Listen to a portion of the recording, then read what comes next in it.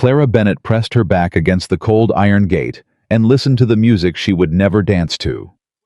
Her invitation was still in her hand, creased damp from her palms, while inside her mother was already introducing her sister to Virginia's finest gentlemen. Nobody had looked back. Nobody had called her name. If you've ever been invisible to the very people who were supposed to love you most, stay until the very end. This story is for you. Subscribe to our channel and tell us in the comments what city you're watching from. I want to see how far this story travels. The Bennett carriage arrived at Whitmore Hall at 7:30, and by 7:32, Clara was already alone. It happened the way most humiliations happened in her family. Not with cruelty, not with intention, but with the particular carelessness of people who had simply never considered her worth remembering. Her mother, Margaret Bennett, had stepped out of the carriage first. She smoothed her skirts with both hands, lifted her chin toward the blazing windows of Whitmore Hall, and exhaled the long, satisfied breath of a woman who had waited years for this moment. The summer air carried music from inside fiddles and a pianoforte, and the low murmur of Virginia's most distinguished families gathered under one roof. Margaret heard all of it and smiled.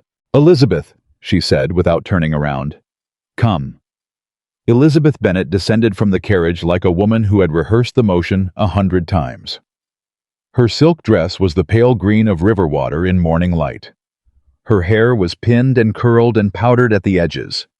She took her mother's arm with practiced ease, and together they moved toward the front entrance of Whitmore Hall, where candles burned in every window and a footman in white gloves held the door. Their father, George Bennett, followed 3 steps behind, already scanning the crowd, visible through the tall glass panels, already calculating which men were worth approaching before supper.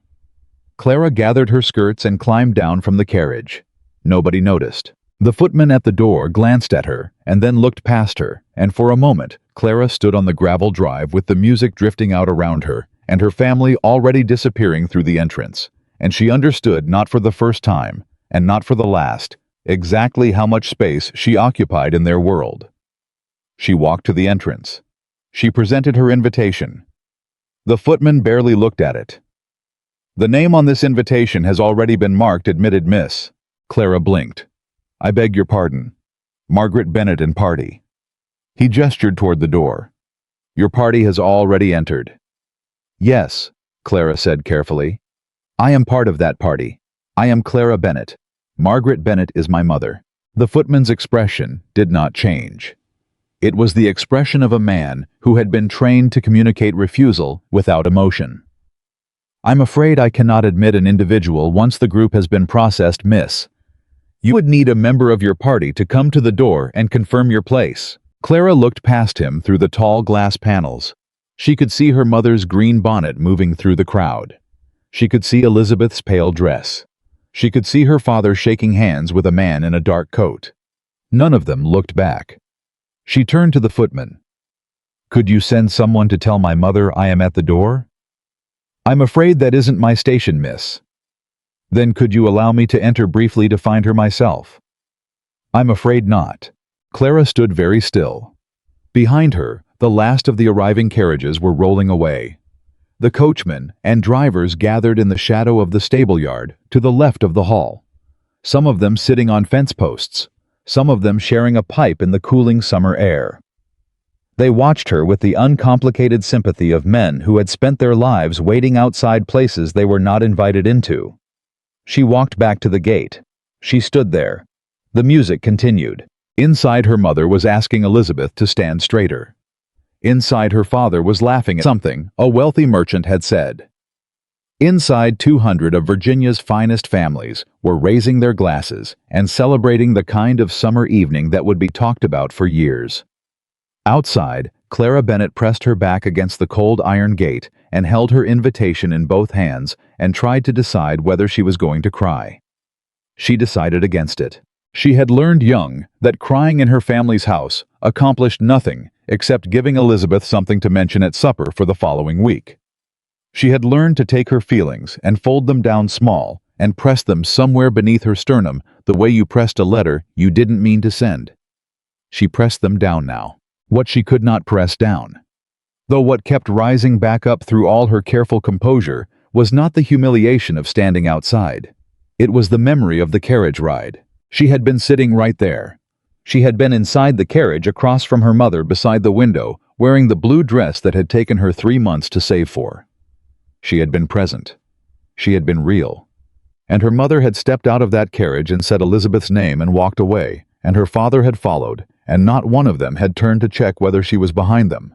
Not one of them had said her name. "You look like a woman working very hard not to feel something." Clara spun around. A man stood a few feet away, carrying a lantern in one hand. He was tall, broad-shouldered, and somewhere in his mid-30s, with a face weathered by sun and a coat that was well made but not decorated. He had the look of a man accustomed to being outdoors, not rough exactly, but solid, like something built to last. I was watching her with an expression that was not pity. That was the first thing she noticed. It was something else. Attention. The focused, unhurried attention of someone who actually intended to see what he was looking at. "I am perfectly well, thank you," Clara said, which was such an obvious lie that she almost laughed at herself for saying it. "You're standing outside Whitmore Hall in a ball gown holding an invitation," the man said. "In July. Alone." "Yes, that's generally a sign that something has gone wrong." Clara looked at him more carefully. There was something familiar about his bearing, the straightness of it, the ease of command without performance. She had seen it in men who didn't need to announce their authority because they had never once doubted it. "Are you a guest this evening?" she asked. "I own the hall," he said. Clara felt the ground shift slightly. Nathaniel Whitmore. She had heard the name, of course. Everyone in 3 counties had heard the name. Virginia's largest landowner. A man who had served in the Virginia Assembly before returning to private life. A man who, it was said, had not attended his own last 3 social gatherings because he found them tiresome. A man who was currently standing in his own stable yard at 7:30 in the evening, carrying a lantern and speaking to a woman outside his own front gate. "Mr. Whitmore," she said carefully. "Miss Bennett, Clara Bennett." "Miss Bennett." He glanced at the invitation in her hand. "May I ask why you're standing outside your own invitation?" There were a dozen ways to answer that question. There were polished ways, deflecting ways, ways that preserved dignity and made the situation sound like a minor misunderstanding. Clara was good at all of them. She had been practicing them her whole life. Instead, she heard herself say, "My family went inside without me." The silence that followed was very brief. "Without you," Nathaniel Whitmore repeated. "Yes." Deliberately. "I don't believe so." She paused. "I believe they simply didn't notice." Something moved through his expression. Fast controlled, but not controlled enough that she missed it entirely. It wasn't sympathy. Sympathy she would have deflected. It was something sharper. Something that looked from a certain angle like anger. Not at her. For her. She hadn't expected that. She hadn't expected anything from him, really. She hadn't expected this conversation at all. She had expected to stand at the gate until she could reasonably announce that she had developed a headache, collect a hired carriage, and return home without having to explain herself to anyone. "Come with me," Nathaniel said. Clara looked at him. "I beg your pardon." "Come inside. I'll walk you in." "Mr. Whitmore, you cannot simply—" "It's my hall, Miss Bennett." There was no arrogance in the statement. It was just a fact delivered with the same calm certainty he seemed to apply to everything. "I believe I can determine who enters it." Clara looked back at the gate. She thought about her mother's green bonnet moving through the crowd. She thought about Elizabeth's pale dress. She thought about the footman's expression and the way the music had continued while she stood there, and the carriage drivers who had watched her from the fence posts with their uncomplicated sympathy. "They'll assume you took pity on me," she said. "I don't take pity," Nathaniel said. "It's a useless emotion." He held out his arm. "I'm inviting you into my home because you were wrongfully excluded from an event you had a legitimate invitation to attend. That's not pity, that's correction." Clara looked at his arm. She had not been offered an arm in 3 years. The last man who had offered her his arm had been her father at a church service, and he had dropped it before they reached the pew because he saw someone he needed to speak to. She took Nathaniel Whitmore's arm. They walked through the front entrance of Whitmore Hall together. The footman stepped back so quickly, he nearly knocked over the candelabra. The room did not go silent the moment they entered. That was the thing about large social gatherings. They had their own momentum, their own noise, their own gravitational pull. But silence spread from the entrance outward, in the way silence always did, when something happened that people recognized as significant before they understood why. Clara felt it. She kept her chin level and her shoulders still, and she walked beside Nathaniel Whitmore through the entryway and into the main hall, and she felt every set of eyes in the room recalibrate. She had spent 24 years being looked past. She had never been looked at like this. Her mother saw her first. Margaret Bennett's face went through several expressions in rapid succession: surprise, then confusion, then a calculating reassessment that Clara had watched her perform 1,000 times at social events when she detected an advantage worth pursuing. She began moving toward them immediately. Clara. Her mother's voice was smooth, warm, absolutely without a trace of guilt. There you are, darling. We were wondering where you'd gone. Clara did not look at her. She was watching the room. Were you? She said. Margaret stepped forward to address Nathaniel, directly extending her gloved hand with the particular graciousness she reserved for wealthy men. Mr. Whitmore, what a magnificent evening you've arranged. I am Margaret Bennett. I believe you've already met my daughter, Clara. I have, Nathaniel said. He shook her hand briefly and released it. Your daughter was waiting at the gate, Mrs. Bennett. The footman was unable to admit her. Oh, these dreadful misunderstandings. Margaret laughed lightly. We became separated in the crowd, I'm afraid. Clara, why didn't you simply send someone to find us? Clara turned to look at her mother. She kept her voice very quiet. Quiet enough that only Margaret could hear it clearly, and quiet enough that it couldn't be called a scene. I asked the footman to send someone. He told me it wasn't his station. Margaret's smile didn't waver.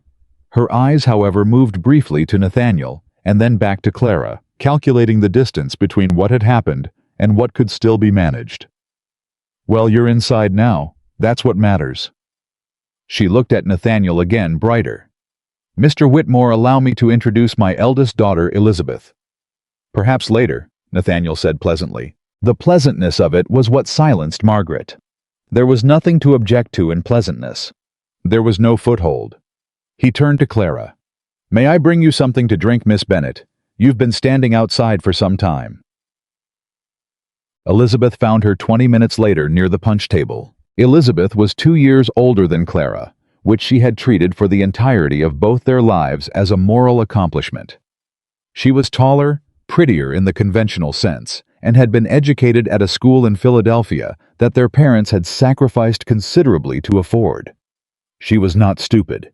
She was, in Clara's assessment, a woman who had been told so often that appearance and positioning were everything that she had eventually organized her entire character around them. She was also, Clara knew, genuinely baffled by situations she had not anticipated. The situation in front of her. Clara standing calmly with a glass of punch that Nathaniel Whitmore had personally brought her, clearly qualified. Mother says you were left outside, Elizabeth said in the tone of someone delivering a verdict. Mother is correct. Well? Elizabeth glanced around to see who was observing them. You should have been more attentive, Clara. We didn't realize you hadn't followed. I was sitting in the carriage across from Mother, Clara said.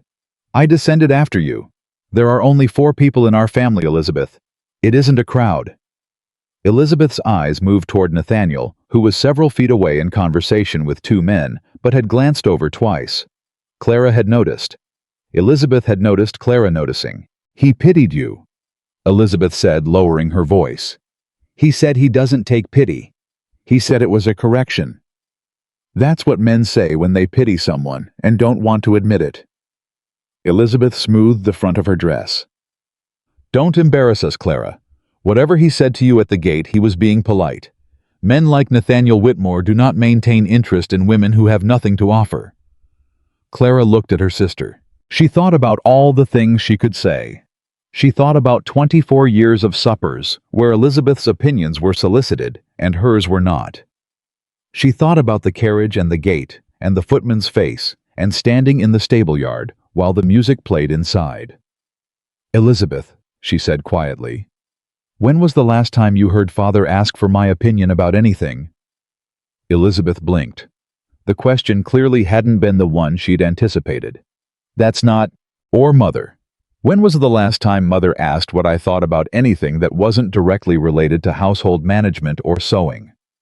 Clara. I'm not angry, Clara said. She kept her voice level. It was important she had learned to be precise about these things. I'm asking a genuine question. When did any of you last ask for my opinion, my preference, my feelings about anything that concerned all of us? Elizabeth was quiet for a moment. She had her mother's talent for recalibration, but she was younger at it, and sometimes the recalibration was visible. You're being dramatic, Elizabeth said finally. I'm being accurate, Clara said. There's a difference. She picked up her glass of punch and turned away, and Elizabeth let her go, because that was also something they did. They let her go always the way you let go of something you hadn't been holding firmly in the first place. It was 3/4 of an hour later when Nathaniel found her again.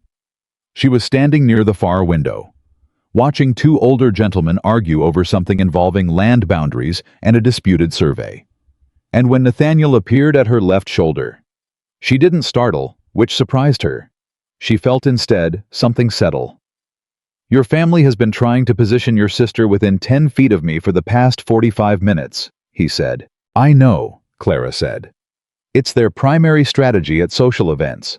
They identify the most advantageous gentleman in the room and deploy Elizabeth in his direction. Does it usually work? Clara considered this honestly. Elizabeth is very attractive and very charming. It works more often than not. She paused. You're not cooperating. No. Mother will assume you have unusual taste. Or, Nathaniel said, she'll eventually conclude that I'm more interested in a conversation that isn't about positioning. Clara looked at him sideways. What kind of conversation is that? I heard, he said, from the driver of the Haverfield carriage, who heard it from your family's driver, that you teach reading. Clara felt something shift in her chest. It was an odd sensation, the sensation of being known in a direction she hadn't expected. I do, she said carefully. The children of the workers on the Pembroke farm, 3 mornings a week. How long have you been doing that? 4 years. Your family supports this. My family is unaware of it, Clara said. I tell them I'm visiting Mrs. Hartley, who is an elderly widow and a perfectly respectable reason to leave the house on a Tuesday morning. Nathaniel was quiet for a moment. Why keep it from them? It was such a direct question. Clara had not been asked many direct questions in her life. Most people she had found asked questions designed to elicit a comfortable answer. They asked questions they already knew the shape of. Nathaniel Whitmore asked questions like a man who actually intended to wait for the answer. Because, she said carefully, if I told my mother I was spending Tuesday mornings teaching farm workers' children to read, she would explain to me that it wasn't appropriate, that it served no purpose relevant to our family's situation, and that I should spend the time instead accompanying Elizabeth on social calls. She paused. And then I would have to choose between obeying her and continuing. And I would have continued. And it would have become a conflict. So instead, I simply removed the conflict by deceiving them, by protecting something that mattered to me. She met his eyes. Which is a different thing. He looked at her for a long moment.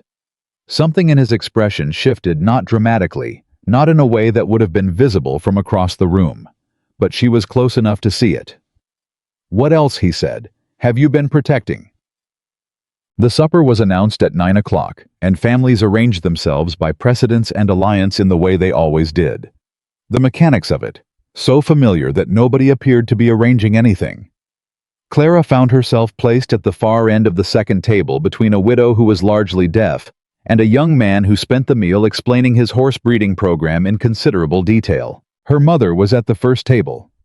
Elizabeth was between a wealthy merchant from Richmond and the second son of a distinguished family from Fredericksburg. Her father was deep in conversation with a man whose property adjoined theirs to the north. Not one of them looked down the table. Not once. Clara ate her food and answered questions about the horse breeding program, with the appropriate level of interest, and listened to the widow.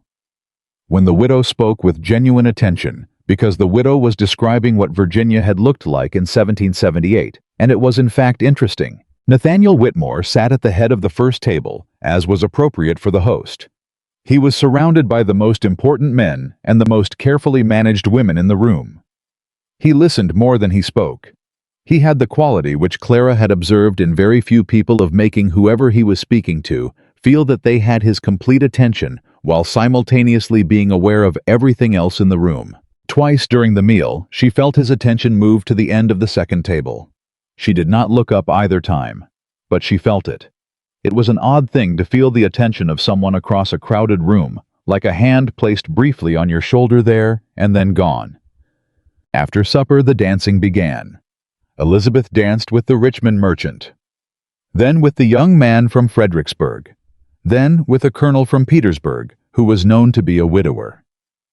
Margaret moved through the edges of the room with the focused efficiency of a general managing a campaign, watching her daughter with one eye and monitoring the senior partnerships being formed in the corners with the other. George Bennett drank brandy with the men near the fireplace and laughed his hearty public laugh, the one that was 3 notes higher than his genuine laugh. Clara sat near the window. She didn't mind watching. She was used to watching. Watching had taught her things that participating in such evenings had never taught Elizabeth: the way certain men's eyes moved when they were calculating something, the way certain women's smiles shifted the moment the subject of money arose, the way power arranged itself in a room without ever announcing itself directly. "You don't dance," a voice at her shoulder. She knew the voice by now. "I wasn't asked," Clara said. "I'm asking." She turned. Nathaniel stood beside her chair, not performing the invitation, not extending his hand dramatically, or making it a moment the room was meant to observe. He said it the way he said most things, simply directly, as if the answer mattered to him and the presentation of the question didn't. "The first dance was 2 sets ago," Clara said. "Then we'll start in the middle," he said. "Does that offend your sense of order?" Clara looked at him. "No," she said honestly.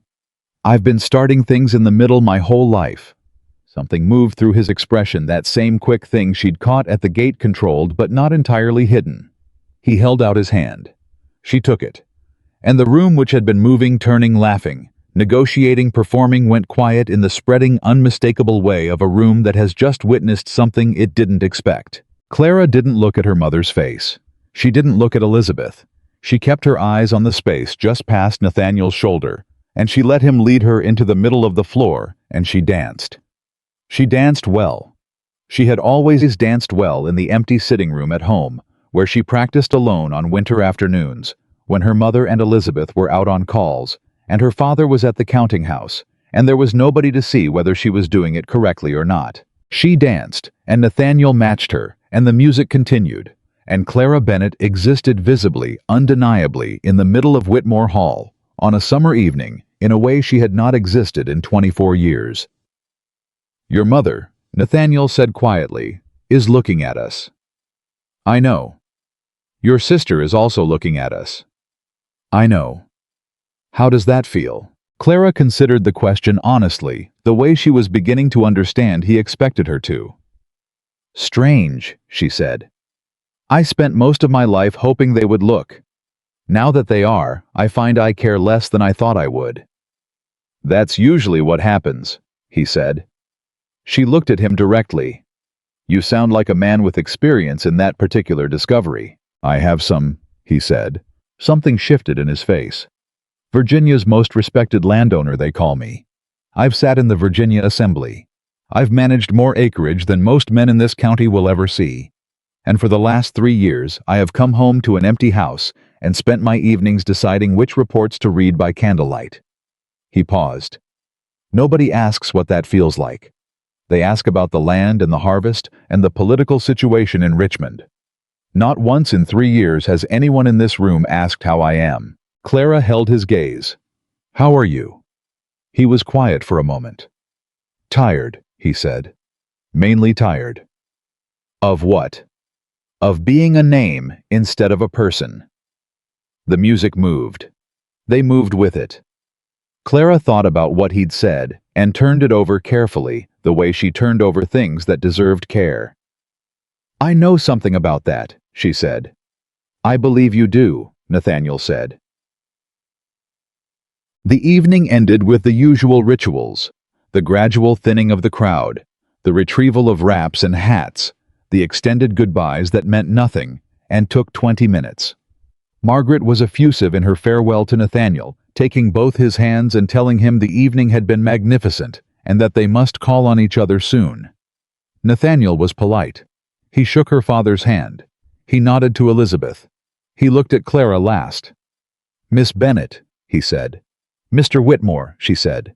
He held her gaze for a moment, long enough to be deliberate, brief enough to be proper. "I would like to call on you," he said, "if you're willing." Margaret made a soft, quickly controlled sound beside her.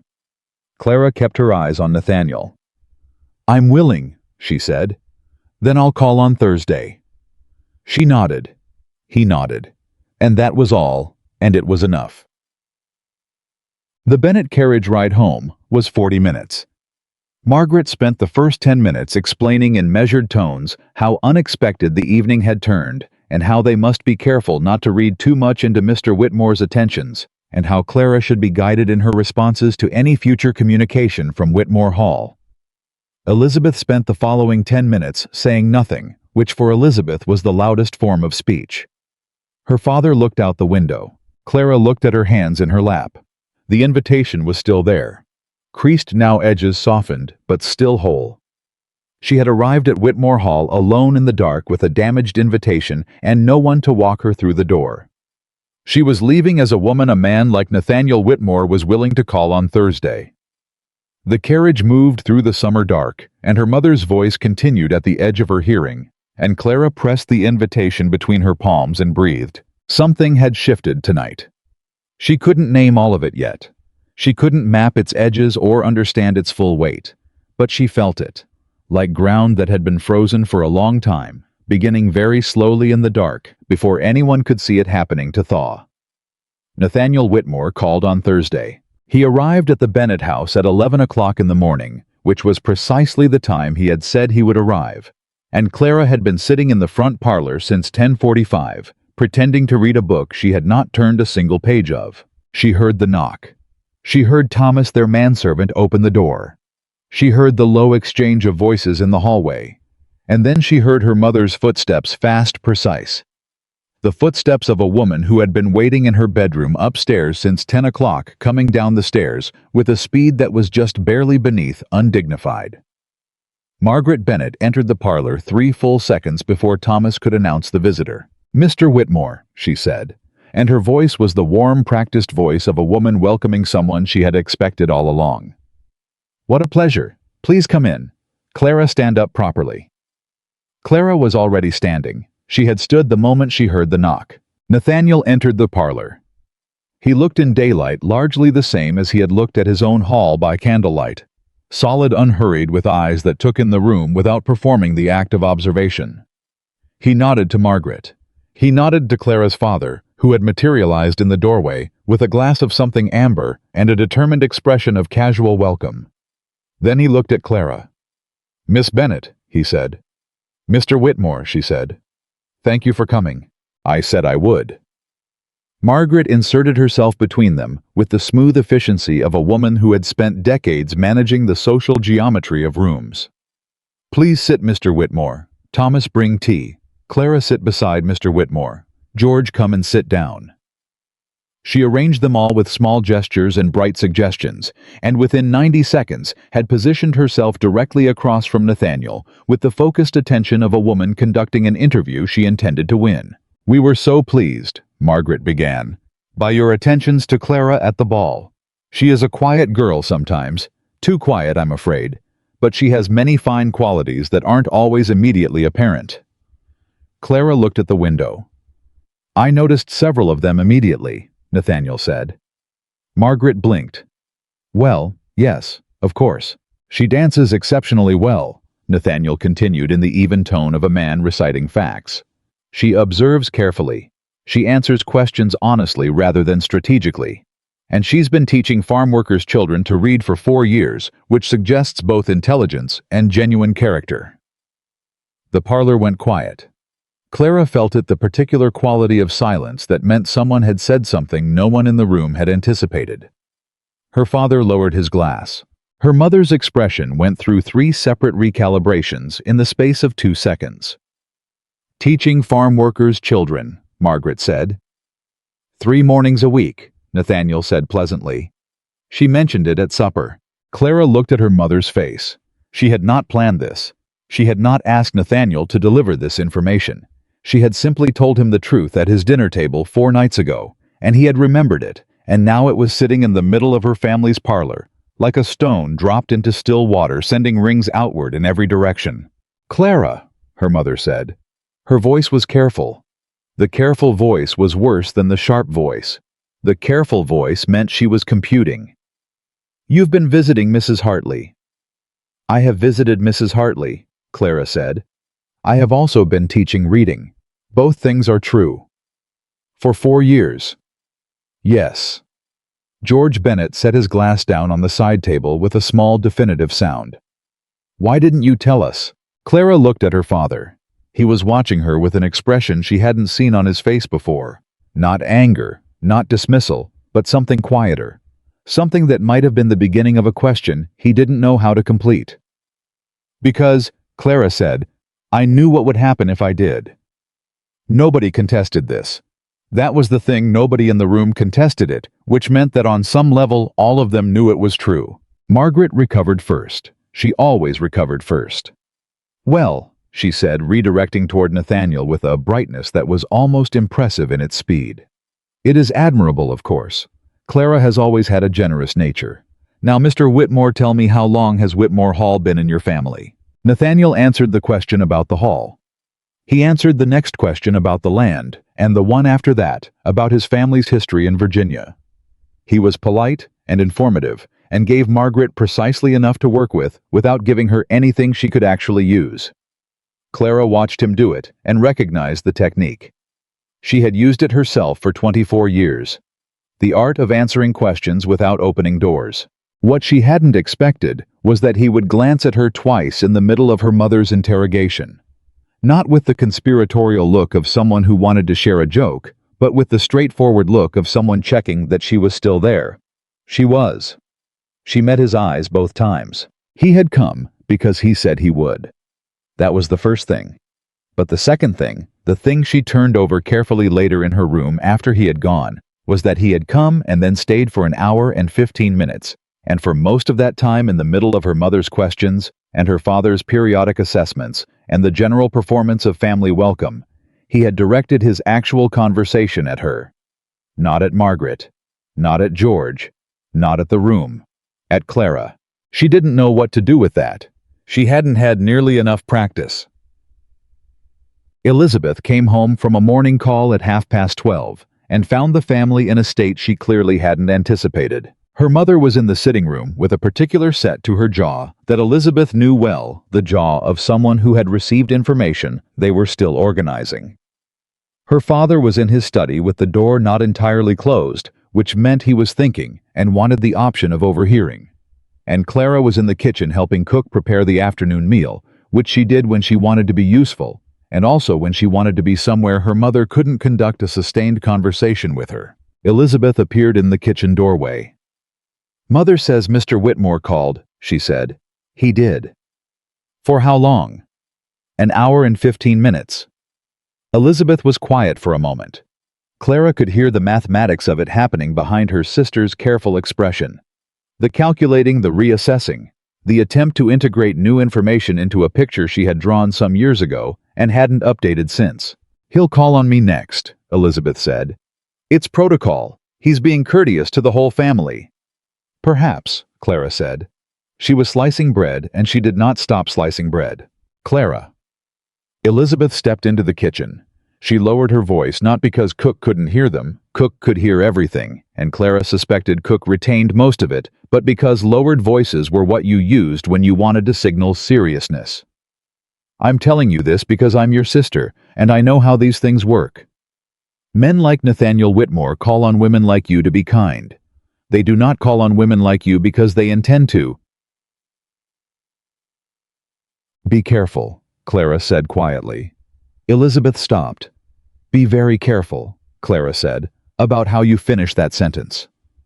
She wasn't angry. That was the surprising thing. She said it without anger, without heat, with the calm of a woman who had made a decision she hadn't entirely articulated yet, but could feel forming solid and certain somewhere in the center of her chest. Elizabeth looked at her. Something in Clara's face seemed to give her pause because she closed her mouth and did not finish the sentence. All right, Elizabeth said after a moment. Good, Clara said, and went back to slicing bread. Thursday became the following Thursday, which became the Thursday after that. Nathaniel called each week. He was consistent in a way that Clara had not experienced before and didn't entirely know how to receive. The way you don't know how to receive steady warmth when you've spent years in a drafty house, when the warmth feels suspicious before it feels comfortable. He brought her a book on the third visit. Not a fashionable novel, not a collection of improving verses, a book on natural history. Specifically the plants of the Virginia Piedmont, because she had mentioned in passing during his second visit that she used wild plants to illustrate lessons for the children she taught, since most of them had never held an actual school book. She turned it over in her hands when he gave it to her, feeling the spine and the cover, and looked up at him. You remembered, she said. You said it in passing. Most people say things in passing because they've learned not to expect anyone to listen. He paused. I listen. Margaret, who had been sitting across from them with her embroidery and her attention, made a small sound that could have been anything. Clara ignored it. Thank you, she said. Read me a plant, he said. I beg your pardon. Open it. Read me whichever one you open to. It was such an odd request that she almost laughed. She opened the book in the middle. Wild bergamot, she read. Also called horse mint. Grows in dry fields and open woods. Flowers purple to lavender. Leaves when bruised release a strong scent, sometimes described as citrus, and sometimes as medicinal, depending on who is asked. See, Nathaniel said. Same plant, different people, different truth. Clara looked at him. You, Margaret said clearly from behind her embroidery, are quite a philosophical man, Mr. Whitmore. I have a lot of evenings alone, he said. Philosophy is what's left when you've run out of reports. The fourth visit, he asked if he could see the place where she taught. Clara hesitated. Not because she was ashamed of it. Because she was protective of it in the way you were protective of the things that had been entirely yours, that existed before anyone else knew about them, that would change even slightly, even well-meaningly, the moment another person entered them. Why? She asked. Because you've described it 4 times, and each time you've used the same voice. What voice? The voice people use when they're talking about the thing that actually matters to them, he said, instead of the things they've learned to care about because they're supposed to. She took him on a Tuesday morning. She told her mother she was visiting Mrs. Hartley, old habit, she told herself, and then recognized the lie and corrected it. She told her mother she was going to the Pembroke farm to teach, and that Mr. Whitmore had asked to accompany her. Margaret stared at her for a long moment. Very well, she said, which was not what Clara had expected. They rode out in Nathaniel's carriage, and Clara watched him watch the countryside, the way she watched things attentively, without editorializing, taking it in, rather than performing the act of appreciation. There were 7 children. Ages ranged from 6 to 11. They used the kitchen of a farm worker named Amos Greer, who had 3 of the 7 children, and who had been the first to accept Clara's offer 4 years ago, with the simple, direct practicality of a man who understood that reading was a useful skill and that his children did not currently have it. Amos Greer shook Nathaniel's hand when he arrived. Not with deference, not with the slightly flattened quality that came into working men's movements when they encountered the very wealthy. He shook his hand the way he'd shake any man's hand, firm, assessing, willing to be convinced. Nathaniel seemed to understand this. He shook back the same way. The children were initially fascinated by the large, quiet man sitting in the corner. 2 of them kept looking at him while Clara ran the lesson. One small girl named Patience, age 7. The sharpest of the group, and the one who gave Clara the most trouble, because she read too fast and got bored, marched directly up to Nathaniel 10 minutes into the lesson and said, "Can you read?" "I can," Nathaniel said. "Can you read that?" She pointed at the natural history book which Clara had brought along and placed on the table. "I can." "Read me something," Patience said. Nathaniel looked at Clara. Clara looked back at him with an expression that said, "You're in my room now. This is how it works here." He picked up the book. He read them Wild Bergamot. Then he read them Virginia Creeper. Then, because Patience demanded it, he read them 3 more entries, and by the time Clara resumed the lesson proper, 2 additional children had migrated toward his corner and were sitting on the floor near his chair. She watched this from across the room. She watched a man who owned more land than most people in this county would ever see, sitting in a farm worker's kitchen reading plant names to a 7-year-old with total unself-consciousness. She had to look away. She didn't entirely know why. On the way home, Nathaniel was quiet for a longer time than usual. "That girl Patience," he said finally. "She's 7, Clara said. "She's already reading at a level most girls reach at 10. By the time she's 12, she'll have read everything I can give her." And then, Clara looked at her hands. "And then, I don't know. There are no schools in this county that will take her. There are no institutions. There's nothing after me except whatever books she can find on her own." "That's wrong," Nathaniel said. "Yes," Clara said. "It is." He was quiet again.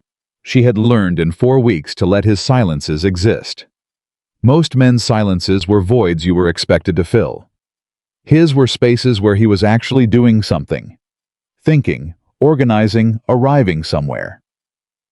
"I have a building on the north edge of the property," he said.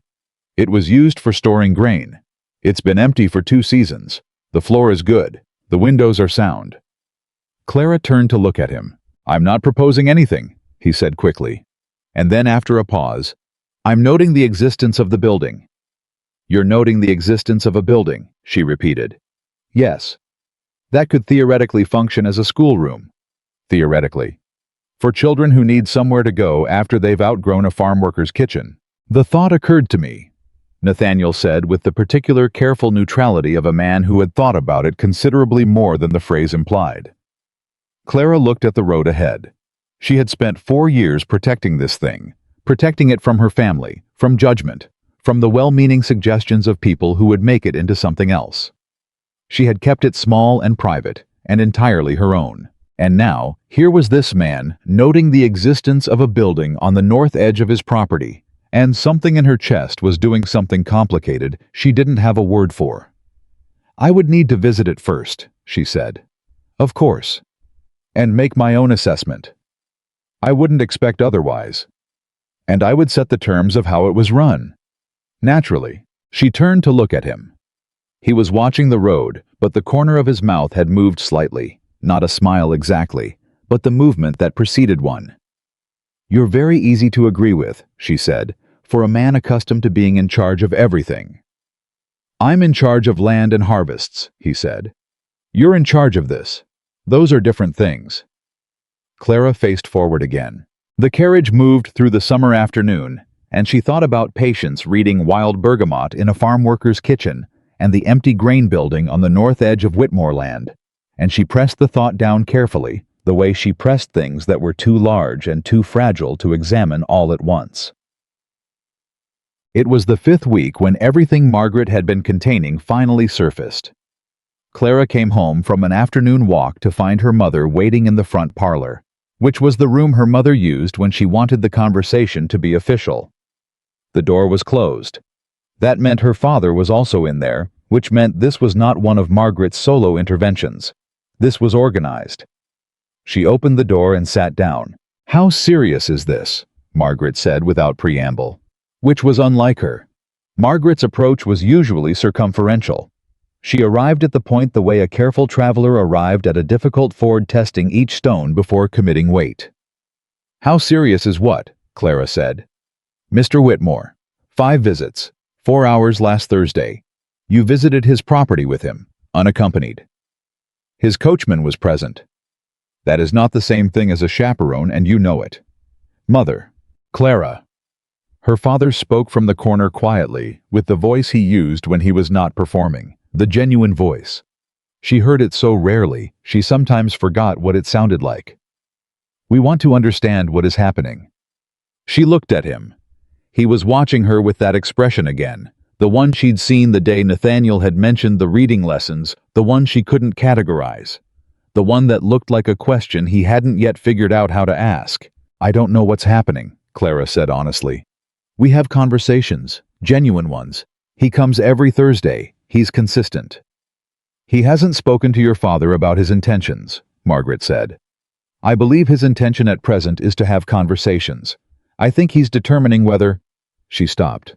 "Whether what?" her mother said. Clara looked at her mother's face.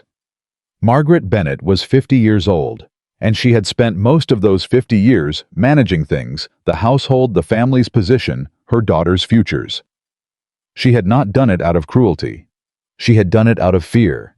The fear of a woman who had grown up watching her own mother's family lose everything when her grandfather's business failed, who had made herself a promise that she would never let that happen to her children, who had confused social positioning with love so long ago that she could no longer see where one ended and the other began. Clara saw all of this suddenly as if someone had moved a lamp. She did not forgive it. Not entirely, and not yet, but she saw it. "I think he's determining," Clara said carefully, "whether I am the kind of woman he'd want to spend time with. And I am determining the same about him." "That's not how this works," Elizabeth said from the doorway. Clara had not heard her enter. Elizabeth leaned against the doorframe with her arms crossed and the expression of someone who had been waiting for permission to speak and had decided she didn't need it. "Men like Nathaniel Whitmore," Elizabeth continued, "don't determine, they select. And they select based on criteria that have nothing to do with conversations about wild plants and farm workers' children. They select based on family, on fortune, on—" "Elizabeth," Clara said, "on whether the woman they're seen with reflects well on—" "Elizabeth." Clara's voice was still quiet. She had not raised it. She did not need to raise it. Something had changed in the quality of it. In the past 5 weeks. Some quality of iron that had always been there, but had been covered with something softer, and whatever had been covering it had been very gradually worn away. "I heard you the first time, in the kitchen, 3 weeks ago." Elizabeth's mouth closed. "I didn't finish my sentence," Clara said, "about being careful. Let me finish it now." She looked at her sister directly. "You were going to say that men like Nathaniel Whitmore don't call on women like me. I want to know exactly what you mean by women like me." The parlor was very quiet. "I meant women without," Elizabeth started. "Without what?" Clara said. "Without beauty, without fortune, without social standing, without the right education." She paused. "Say it, Elizabeth. You've thought it for 24 years. Say it clearly." Elizabeth looked at her mother.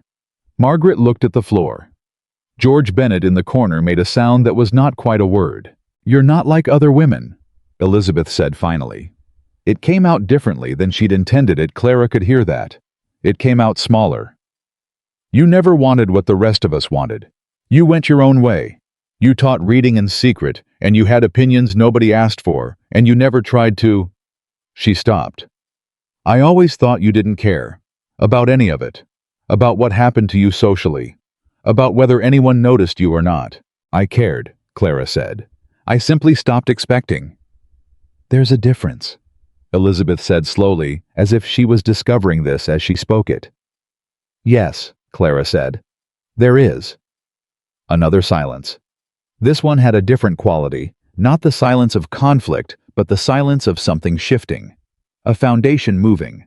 Small, maybe barely perceptible, but real. Her mother looked up.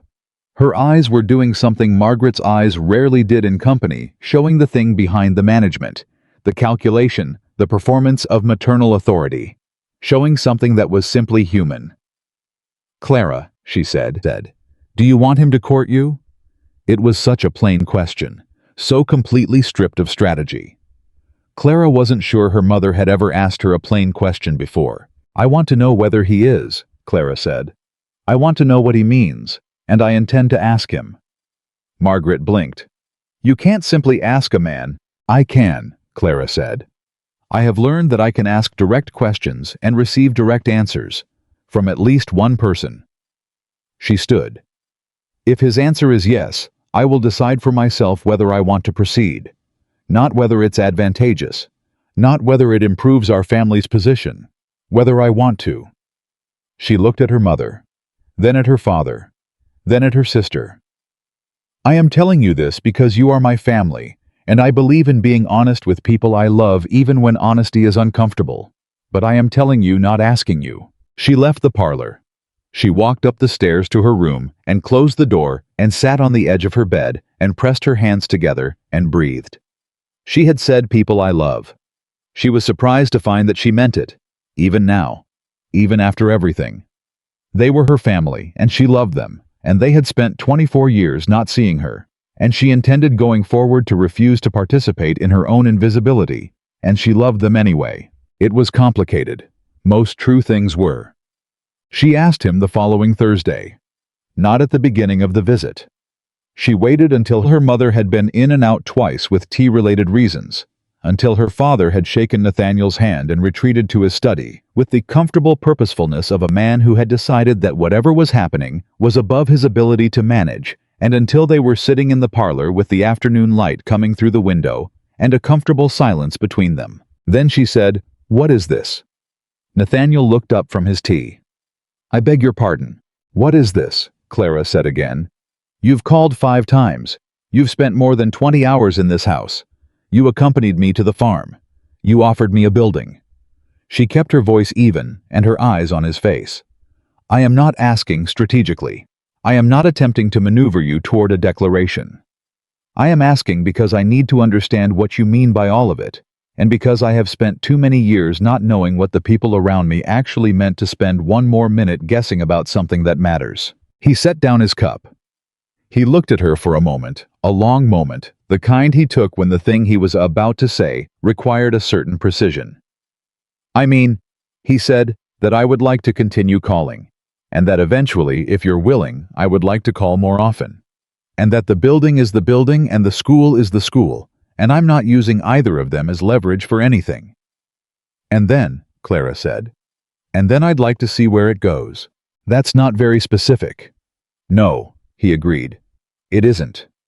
He was quiet for a moment. "I've been specific before. I've been precise and deliberate, and I've organized my life with the same efficiency I apply to the farm management. And at the end of all that precision, I came home to an empty house and spent 3 years reading reports by candlelight." He met her eyes. "I'm trying something different. I'm letting it be what it is and seeing what happens." Clara looked at him. She thought about 24 years of a family that hadn't seen her. She thought about standing at the gate in the summer dark with a damaged invitation. She thought about patience reading Wild Bergamot and an empty building on the north edge of Whitmore land. She thought about a man who listened when she spoke in passing. "All right," she said. "All right." "All right," she said again. "We'll see what happens." He picked up his tea. She picked up hers. Outside in the hallway, she heard the deliberate, slightly too loud sound of her mother moving away from the parlor door, the sound of a woman who had been standing very close to it for some time. Clara looked at the window. Something that had been tight in her chest for longer than she could account for had eased, and the ease of it felt strange and clean and tentative, like the first morning after a long sickness, when you wake up and the pain is still there but lighter, and you understand for the first time that it is actually going to lift. She was not certain of anything yet. She had not allowed herself to be certain of anything in a very long time because certainty required trusting a future she hadn't been given reason to trust. But she was here. She was visible. Someone was looking directly at her and seeing what was actually there. And for the first time in 24 years, that was enough to begin with. The grain building on the north edge of Whitmore land had good bones. Clara walked its length twice on a Wednesday morning in late July, running her hand along the wall where the plaster held and noting where it didn't, counting the windows, measuring the floor with her stride, the way her father had taught her to measure things when she was 7 years old, and he still occasionally remembered she existed. Nathaniel walked beside her and didn't say anything, which was one of the things she had come to understand about him, that he possessed the rare quality of knowing when silence was the right contribution. "The east wall needs work," she said. "I know. The floor is good, but the boards nearest the door have softened. They'd need to be replaced before children were walking on them. I can have that done in a week. 3 windows on the south side would give better light for reading in the afternoon. Currently there are 2. Then a third needs to be cut." He was quiet for a moment. "You've already decided," he said. "I decided on the carriage ride here," Clara said. She stopped walking and turned to face him. "I need you to understand something. If I do this, if I run a school from this building, it belongs to me. The teaching belongs to me. The decisions about the children and the curriculum and the hours belong to me. Your name on the land doesn't change that." "I know," he said. "I mean it, Nathaniel." It was the first time she had used his given name. She heard it as it left her mouth and felt the small shift in the air between them. Not large, not dramatic, but real. He heard it too. She saw it in the brief stillness of his face before he answered. "Clara," he said with equal deliberateness, "I offered you a building. I did not offer you a supervisor." She held his gaze for a moment longer. Then she turned back to the far wall. "I'll need a board," she said, "for the letters." "Done. And a supply of chalk. The children go through it faster than you'd think. I'll order twice what seems reasonable. And I'll need help from Amos Greer to spread the word to the other farms. Families need to know the school exists before they'll trust it enough to send their children." "Amos Greer," Nathaniel said, "has already asked me twice this month whether the building was going to be used for anything. I believe he has been waiting." Clara looked at the wall. Something moved through her chest. Not quite happiness, not yet. Something more foundational than happiness. Something that felt like a woman standing on solid ground after years of testing every step before she took it. "Then we begin," she said.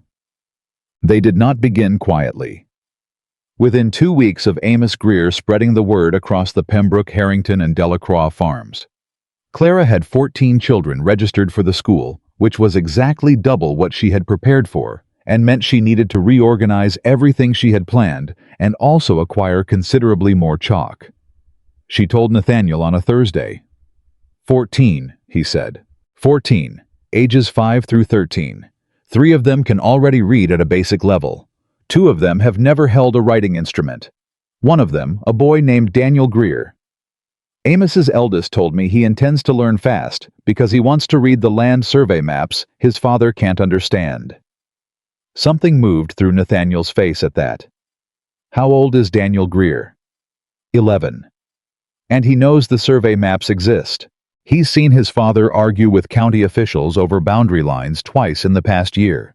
He's been watching and thinking about it for 2 years without the tools to do anything about it. She paused. That's what happens when you teach people to read. They don't just learn letters. They start seeing the things that were hidden from them. Nathaniel was very quiet for a moment.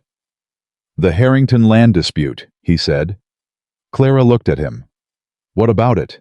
There's been a boundary dispute between the Harrington farm and a property acquired 18 months ago by a man named Calloway from Richmond. The Harrington family has been working that north quarter for 11 years. Calloway claims the survey grants it to him. He stopped. I looked at the survey last spring.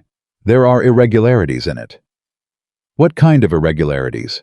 The kind that require someone who can read the technical language of a land grant to identify. He met her eyes.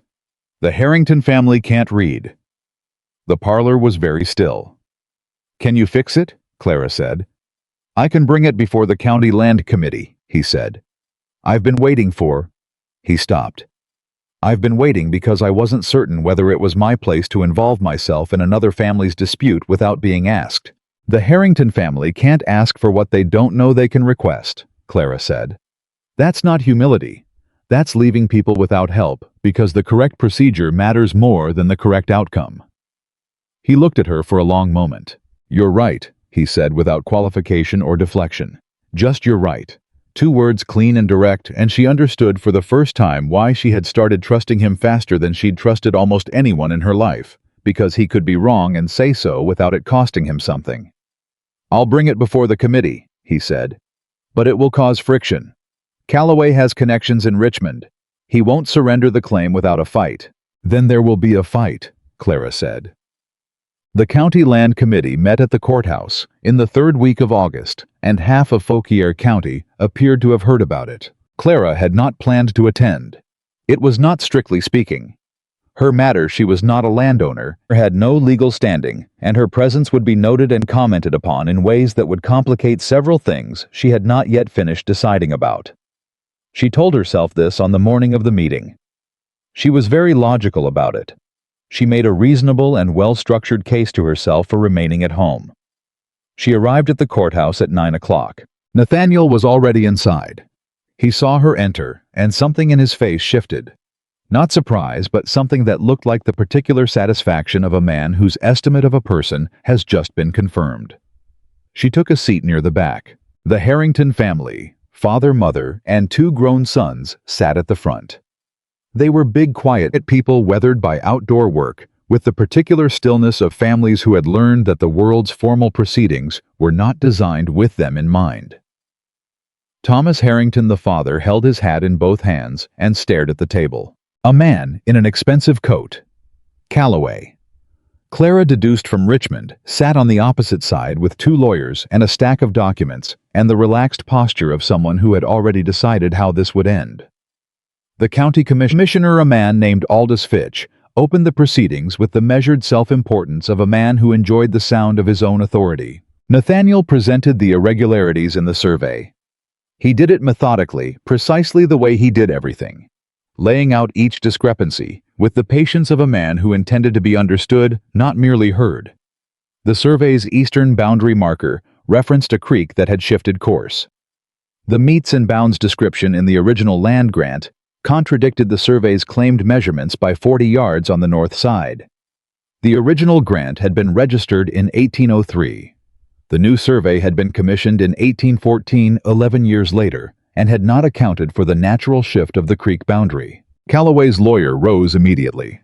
"The survey is registered and legal.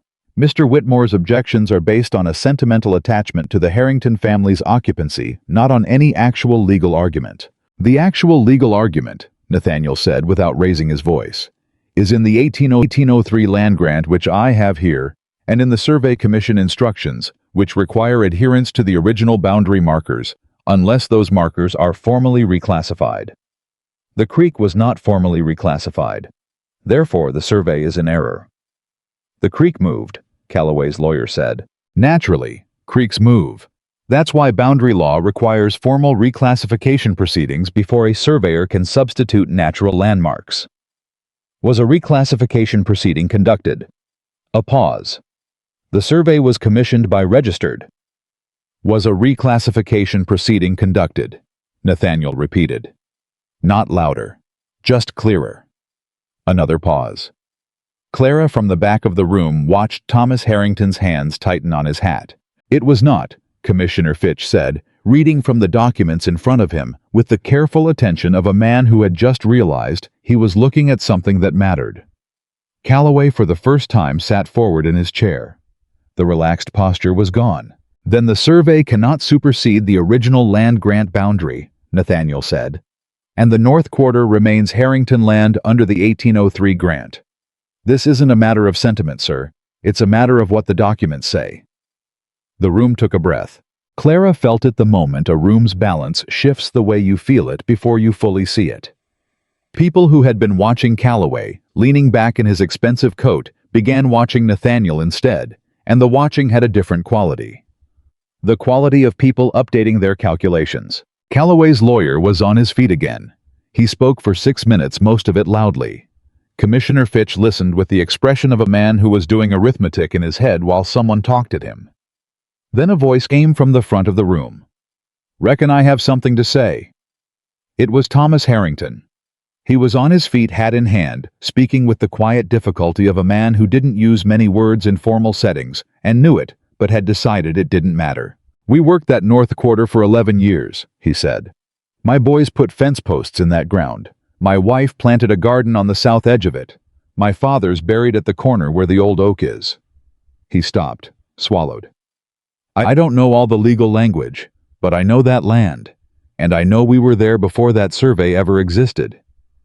The room was very quiet. "Mr. Harrington," Commissioner Fitch said carefully, "the committee will take the documentation under review and issue a ruling within. Before you do that." Another voice. Clara turned. A woman she didn't recognize was standing near the side wall. She was perhaps 45, with the straight back of someone who had been raised to stand up properly and had never unlearned it. She was wearing plain clothes and holding a folded paper. "My name is Ruth Caldwell," the woman said. "My husband worked the Callaway property for 2 years as a field manager before Mr. Callaway dismissed him. When he was dismissed, my husband was owed 4 months of wages. Mr. Callaway's agent told him the wages had been paid into a Richmond account in his name.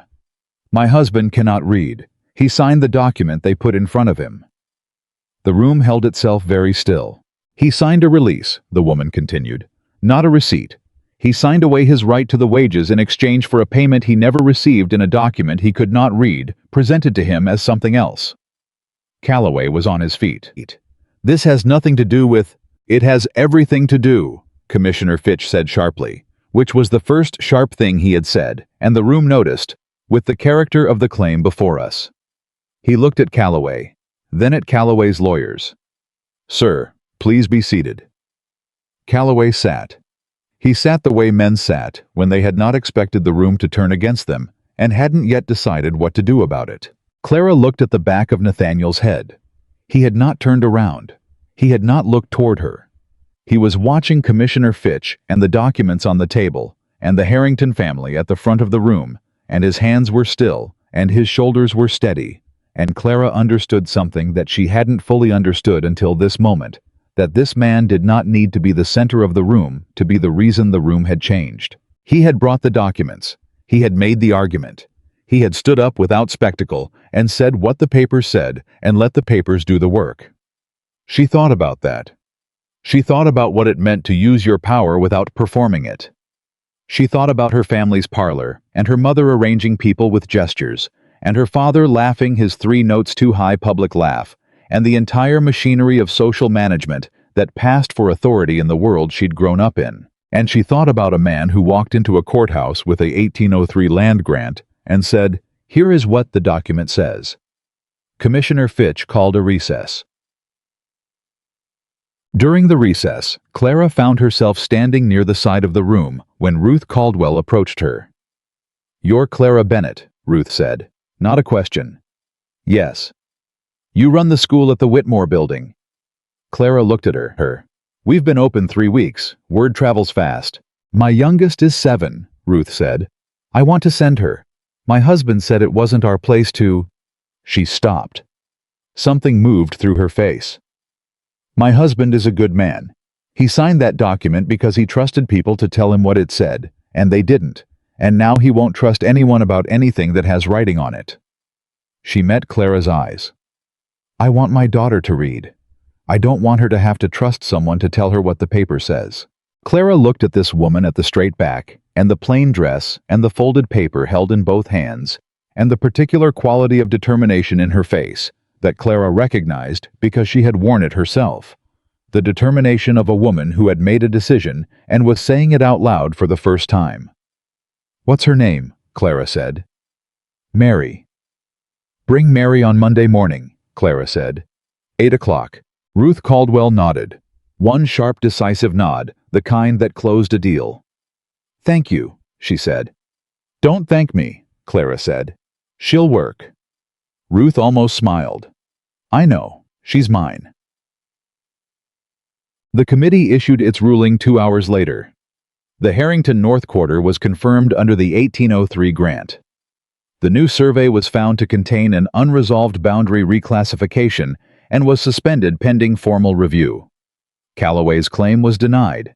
Thomas Harrington stood up when Fitch read the ruling, and stood there for a moment, not saying anything, and then he sat back down, and his wife put her hand on his arm, and his two sons exchanged a look that Clara, watching from the back of the room, felt in her chest like a struck bell. Calloway left without speaking to anyone. Outside afterward, people moved in the way they moved after something significant had happened, in clusters quickly, with the particular energy of people who wanted to talk about what they'd witnessed before the feeling of it faded. Thomas Harrington found Nathaniel on the courthouse steps. He didn't say much. He was not, Clara had gathered, a man of many words in any setting. "Appreciate what you did," he said. "The documents did it," Nathaniel said. "Somebody had to bring them." Harrington looked at him steadily. "I know what it costs a man of your position to make an enemy of Calloway's people in Richmond."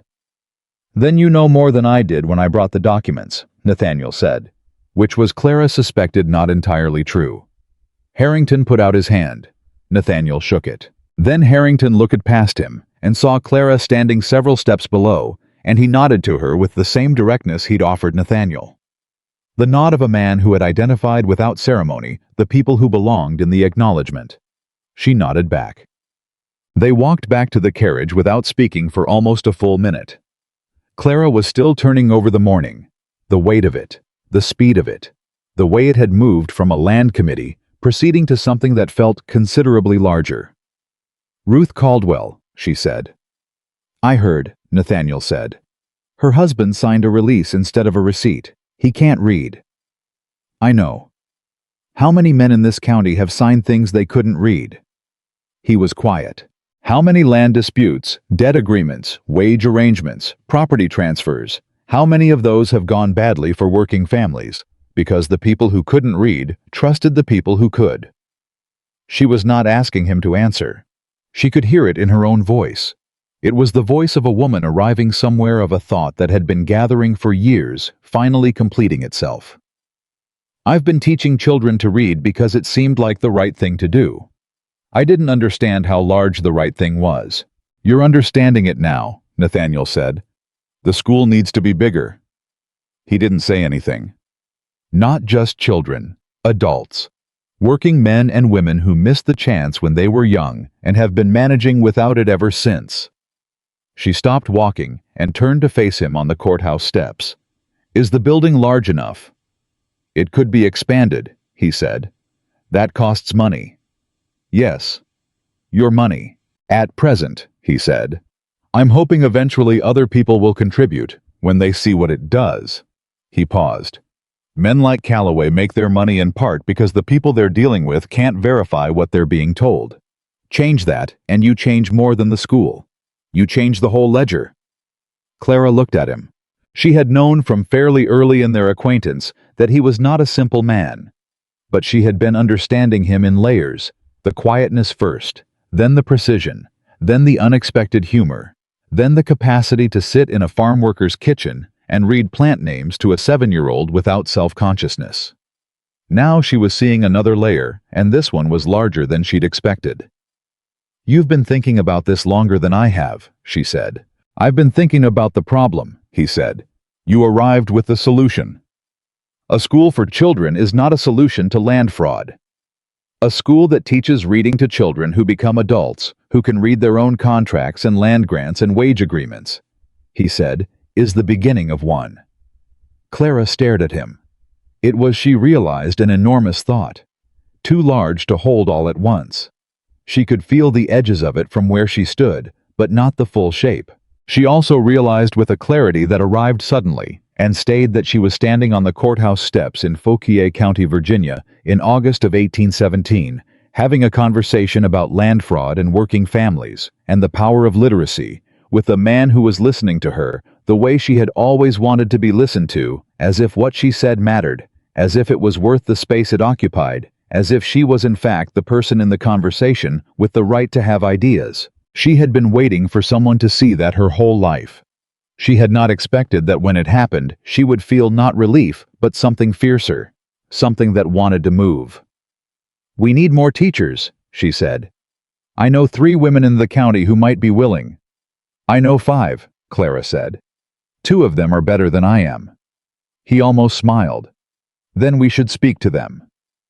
This week, Clara said. Not eventually. This week. This week, he agreed. The trouble came 3 days later, and it came from a direction Clara hadn't prepared for. She arrived home on a Friday afternoon to find a carriage she didn't recognize parked outside the Bennett house. A formal carriage with a crest on the door that she didn't immediately know, but that made something tighten in her stomach before she could identify why. Inside, her mother was in the front parlor with a woman Clara had met once 2 years ago at a Richmond gathering, a woman named Helena Marsh, who was the wife of a prominent assemblyman and the center of what passed for the social authority of the region. Helena Marsh decided in large part which families rose and which families stayed where they were. She did not do this dramatically. She did it the way water shaped stone, through consistent, gentle, entirely devastating pressure. "Clara," Margaret said in the careful voice. "Come in. Mrs. Marsh has been asking after you." Clara came in. She sat down. She looked at Helena Marsh, who was a woman of perhaps 58, elegantly dressed with eyes that were doing the same thing Margaret's eyes sometimes did, computing, assessing, deciding, but considerably faster. "Miss Bennett," Helena said warmly, "I've been hearing the most interesting things about your little school." "It's not so little anymore," Clara said. Helena smiled the smile of a woman who had encountered directness before and had a procedure for it. 17 children, I'm told. And you're considering expanding to adult learners. "We are." "We," Helena repeated with a particular lightness that wasn't light at all. "You and Mr. Whitmore." "Yes." Helena took a sip of tea. "Mr. Whitmore is a generous man. Very generous. He's always been somewhat singular in his charities." She set down the cup. "My husband has great admiration for him, as do many of the men in the assembly, which is why you understand they are somewhat concerned about the direction his attentions have taken recently." Clara kept her face still. "Which direction is that?" "A school for farm workers' families is a very worthy cause," Helena said. "Nobody disputes that. But the Harrington proceeding this week raised several uncomfortable questions for men in Richmond who have relationships with parties who have interests in how these matters are resolved." She paused. "Mr. Whitmore's involvement in that proceeding has attracted attention, and his involvement with your school and with you, Miss Bennett, means that you have attracted attention as well." The room was very quiet. Margaret's teacup was perfectly still in her hand. "Are you advising me to stop?" Clara said. "I'm advising you," Helena said gently, "to be aware that there are people in this county and in Richmond who will not be pleased by a school that teaches working families to read their own legal documents, and that those people have influence, and that a young woman without family position or fortune who has attracted the romantic attentions of the most influential landowner in the region is in a position that requires delicacy." She said it kindly. She said it with the full warmth of a woman who wanted Clara to believe she was being helped. Clara looked at her. "Mrs. Marsh," she said, "are you telling me that powerful men are threatened by farm workers learning to read?" Helena blinked. "I'm telling you that change of that nature moves slowly when it moves well, and quickly when it moves in ways that alarm. People who benefit from other people not being able to read their own contracts." "Clara," her mother said sharply. "No," Clara said. She looked at her mother, and the look was not unkind, but it was final. "I will not be careful about this." She turned back to Helena Marsh. "Mrs. Marsh, I appreciate that you came. I understand what you're telling me, and I understand that it is meant to be helpful. But I am going to keep running the school. I am going to expand it. I am going to teach every adult in this county who wants to learn to read their own land grants and their own wage agreements and their own legal documents. And if that alarms people in Richmond who profit from illiteracy, then I hope they stay alarmed for a very long time." Helena Marsh looked at her for a long moment. The computing expression had stopped computing. Something else was in her face instead. It wasn't approval exactly, but it wasn't the smoothed-over dismissal Clara had braced for. "You sound," Helena said quietly, "very much like a woman who has made up her mind." "I made up my mind on a courthouse step 3 days ago," Clara said. "I've just been waiting for someone to test it." Helena set down her cup and rose. Then I suppose I have my answer. She gathered her things with the unhurried grace of a woman who had walked into many rooms and out of them again. At the door of the parlor, she stopped and looked back at Clara. "Miss Bennett," she said, "I came here expecting to find the kind of woman who could be redirected with the right application of pressure." She paused. "I find I was mistaken about the kind of woman you are." She left. The front door closed. Margaret sat very still in her chair. The teacup had gone cold in her hand. "Clara," she said finally. "I know," Clara said. "You've just antagonized." "I know. The wife of an assemblyman who can make things very difficult for Mother." Clara looked at her. "If I had agreed with everything Mrs. Marsh said and closed the school and stepped back and been delicate, what would I have kept?" Margaret opened her mouth. Closed it. "My family's position," Clara said. "A version of Nathaniel's goodwill that required me to be smaller than I am. And a clear conscience in the eyes of people who benefit from other people staying ignorant." She paused. "I don't want any of those things, not at that price." Her mother looked at her for a long time. Margaret Bennett was 50 years old, and she had spent those years managing and calculating and protecting. And she was not a bad woman. She was a frightened one, and the fear had made her smaller than she might have been, and Clara had understood this for 3 weeks, and had not known what to do with the understanding until right now. "I don't know how to be the kind of woman you're becoming," Margaret said. It was the most honest thing Clara had ever heard her say. "I know," Clara said gently. "But you don't have to be. You just have to let me be her." Margaret looked at her daughter for a long moment. Something in her face was changing, not dramatically, not all at once, just moving the way things moved when they were thawing. "All right," she said softly. It was the second time in 2 months that Margaret Bennett had answered a plain question plainly. Clara thought it might be the beginning of something. Nathaniel did not hear about Helena Marsh's visit from Clara. He heard about it from Commissioner Fitch, who heard about it from a clerk who had been in the Bennett parlor to deliver a document related to the Harrington ruling, and had caught enough of the conversation through the not-quite-closed door to understand its significance. By the time the information reached Nathaniel, it had passed through 3 people and acquired the particular shape that information took when it traveled through Fauquier County. A county slightly exaggerated at the edges, compressed in the middle, but accurate enough at the core to be recognizable. He came on Thursday, as he always did. But he arrived an hour earlier than usual, and when Thomas showed him to the parlor, he was already standing when Clara entered. "You spoke to Helena Marsh," he said. Clara looked at him. "She spoke to me," I answered. "What did you say?" "I told her I was going to keep running the school, that I was going to expand it, and that if the men she was representing were alarmed by farm workers learning to read their own contracts, I hoped they stayed alarmed." Nathaniel was quiet for the moment. Not the thinking quiet, a different kind. The kind that preceded something. "Calloway's people in Richmond have been making noise," he said. "I expected that. What I didn't expect was that they'd move on you directly. They didn't move on me. They sent a woman to suggest I be delicate." Clara sat down. "I wasn't delicate." "No," he said. Something in his voice had a quality she hadn't heard before. Not quite worry, not quite admiration. Something between them that didn't have a clean name. "Clara, you need to understand what Calloway's reach looks like. He has 3 assemblymen who owe him favors. He has 2 county commissioners in adjacent districts. He has been buying land in this region for 4 years, and the Harrington ruling interrupted a pattern.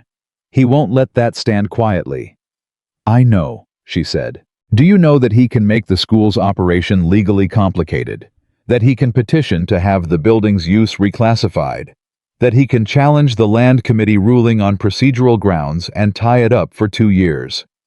"I know all of that," Clara said steadily. "I knew it when I spoke to Mrs. Marsh. I said what I said anyway." "Why?" She looked at him directly. "Because if I had been quiet about it, I would have been choosing to protect myself at the expense of the Harrington family and every other family in this county who signs documents they can't read. And I'm not willing to do that." She paused. "Are you?" The question landed in the room and stayed there. Nathaniel looked at her. Something moved through his face. Rapid, complex, a man running through the full weight of a question and not looking away from any of it. "No," he said. "I'm not." "Then we proceed." "It won't be comfortable." "It hasn't been comfortable since I was born into the wrong position in my family," Clara said. "I have some experience with discomfort." He sat down across from her. He put his hands on his knees and looked at her with the full, unhurried attention she had come to understand was his version of everything. The way other men offered charm, or wit, or performance. Nathaniel Whitmore offered the entire weight of his focus, and it was she had found more than most things. "I want to tell you something," he said. "All right. When I found you at the gate," he said slowly, "I told you I wasn't acting out of pity. That's true. But I didn't tell you everything that was true." He paused. "I'd seen you before that night." Clara went very still.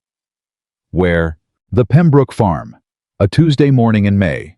I was riding the north boundary, and I saw a woman through the window of Amos Greer's kitchen, standing at a table with 6 children holding up a piece of paper. I stopped because I didn't immediately understand what I was seeing. And then I understood." He met her eyes. "You had your back to me. You never knew I was there. But I watched for about 4 minutes before I rode on." Clara didn't say anything. "I asked Amos Greer about it the following week when I came to discuss the spring planting.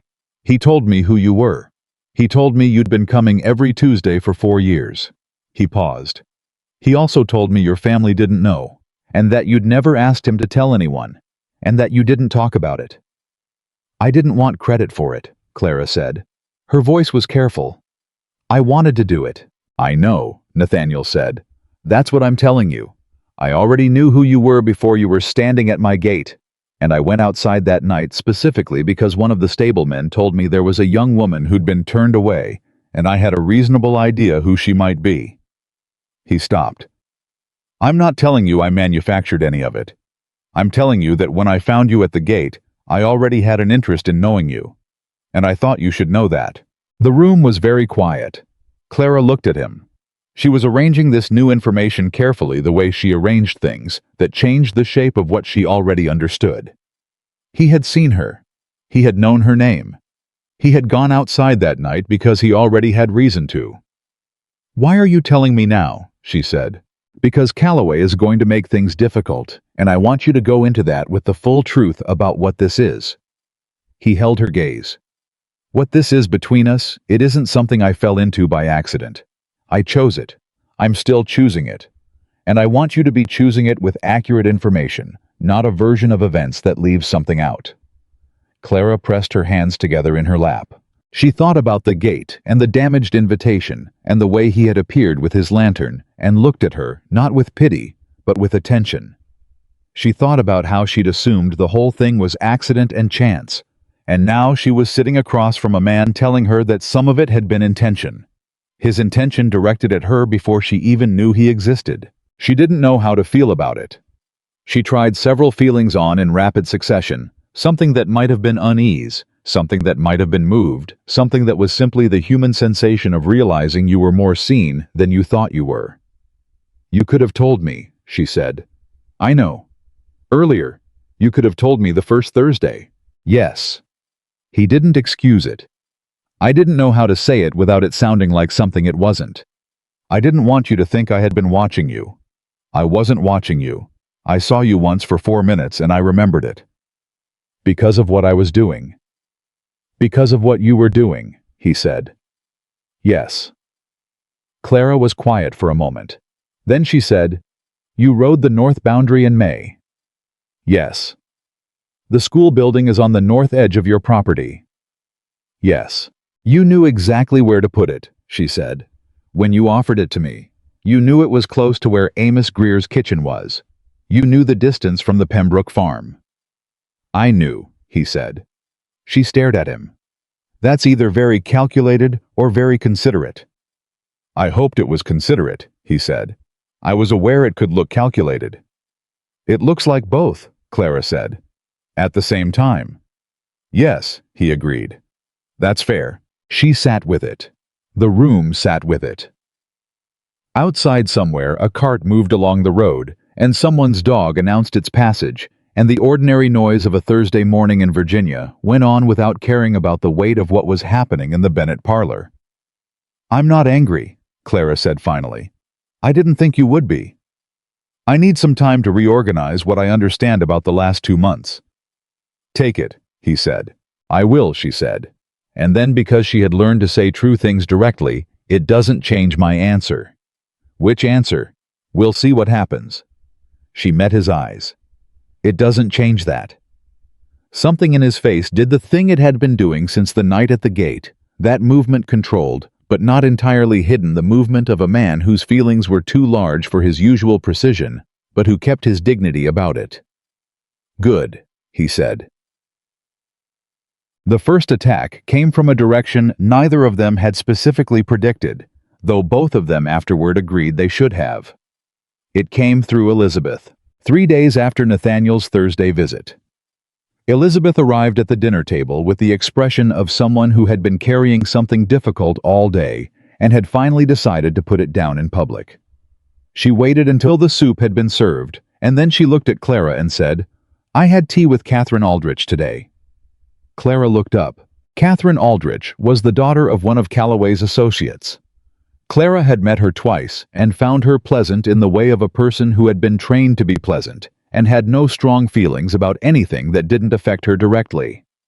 "How was she?" Clara said. "She said something I think you should hear." Elizabeth set down her spoon. "She said that there are men in Richmond, friends of Calloway's men with assembly connections, who are discussing whether the Whitmore School can be characterized as a disruption to county order. She said the argument they're preparing is that teaching farm workers to challenge legal documents destabilizes the county's economic arrangements."